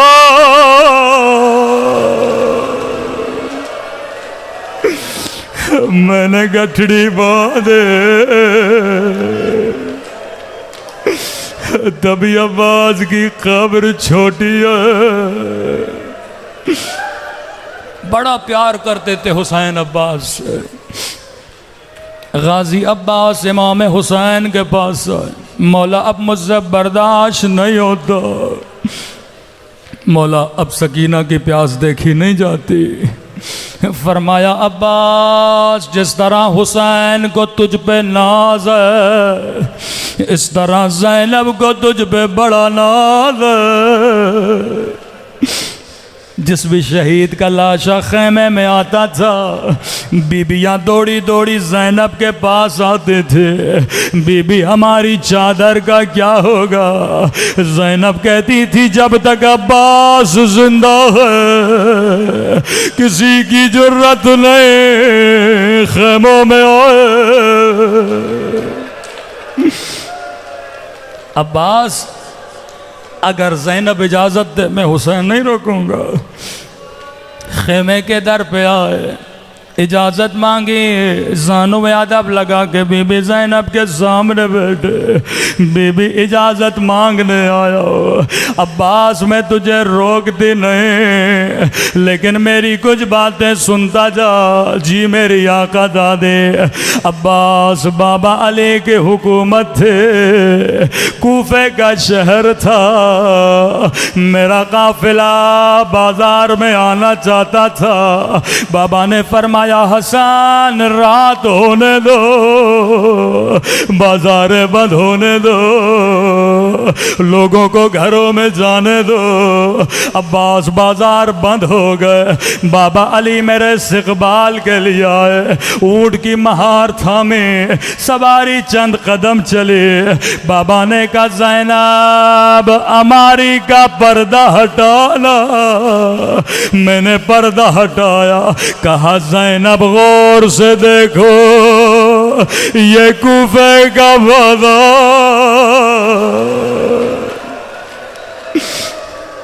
عباس میری سمجھ میں نہیں آ رہا، بابا مجھے کیوں دکھا رہے ہیں؟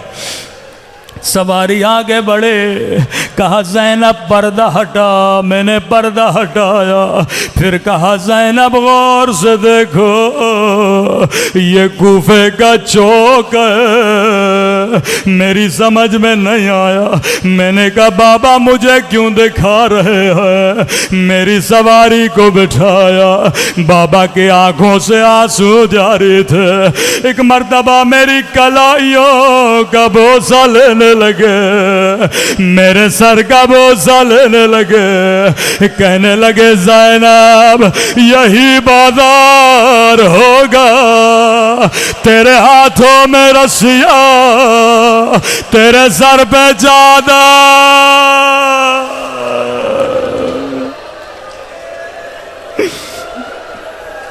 عباس میری سمجھ میں کچھ بھی نہیں آیا، میں نے کہا بابا امام ہو، علم غیب جانتے ہو، میں اعتراض نہیں کروں گے، لیکن بابا جس بھی بہن کا ایک بھائی ہو اسے بھی کوئی آنکھ اٹھا کے نہیں دیکھتا، اللہ نے مجھے 18 بھائی دیا، اللہ نے عباس جیسا بھائی دیا۔ بابا نے کہا زینب حسن نہ رہیں گے، حسین نہ رہیں گے، عباس نہ رہیں گے۔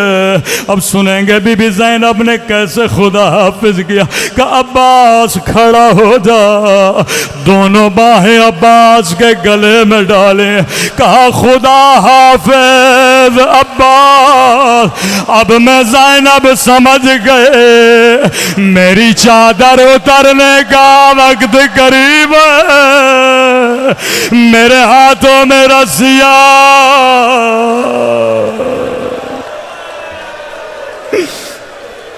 آخری جملہ زحمت دوا۔ ایک ذاکر کے خواب میں عباس آئے، اے ذاکر تو میرے شیعوں کو میرے اصلی مصائب کیوں نہیں سناتا؟ مولا میں نے پڑھا آپ کے بازو کٹے، آپ کی آنکھ میں تیر لگا کہ یہ میرے مصائب ہیں، اصلی مصائب نہیں۔ مولا اصلی مصائب کیا ہیں؟ کہ میرے عزاداروں سے ایک سوال کرنا۔ کہ مولا کون سا سوال؟ کہ میرے عزاداروں کو کہنا اگر تیری آنکھ میں چھید چلی جائے تجھے پوری پوری رات نیند نہیں آتے، میرے دونوں بازو کٹ گئے، ظالم نے تیر مارا میری آنکھ میں لگا، میں تیر کو نکالنا چاہتا تھا لیکن بازو سلامت نہیں تھے، میں نے سر کو بڑا ہلایا تاکہ تیر نکلے لیکن نہیں نکلا۔ جانتے ہو میرا قد بڑا تھا، میں نے سر جھکایا، تیر گھٹنوں میں دیا، ایک ظالم نے میرے سر پہ گرز مارا۔ اے ذاکر شیعوں کو بتانا کربلا کا کوئی شہید میری طرح زمین پہ نہیں آیا، میری آنکھ میں تیر تھا میں منہ کے بل زمین پہ گرا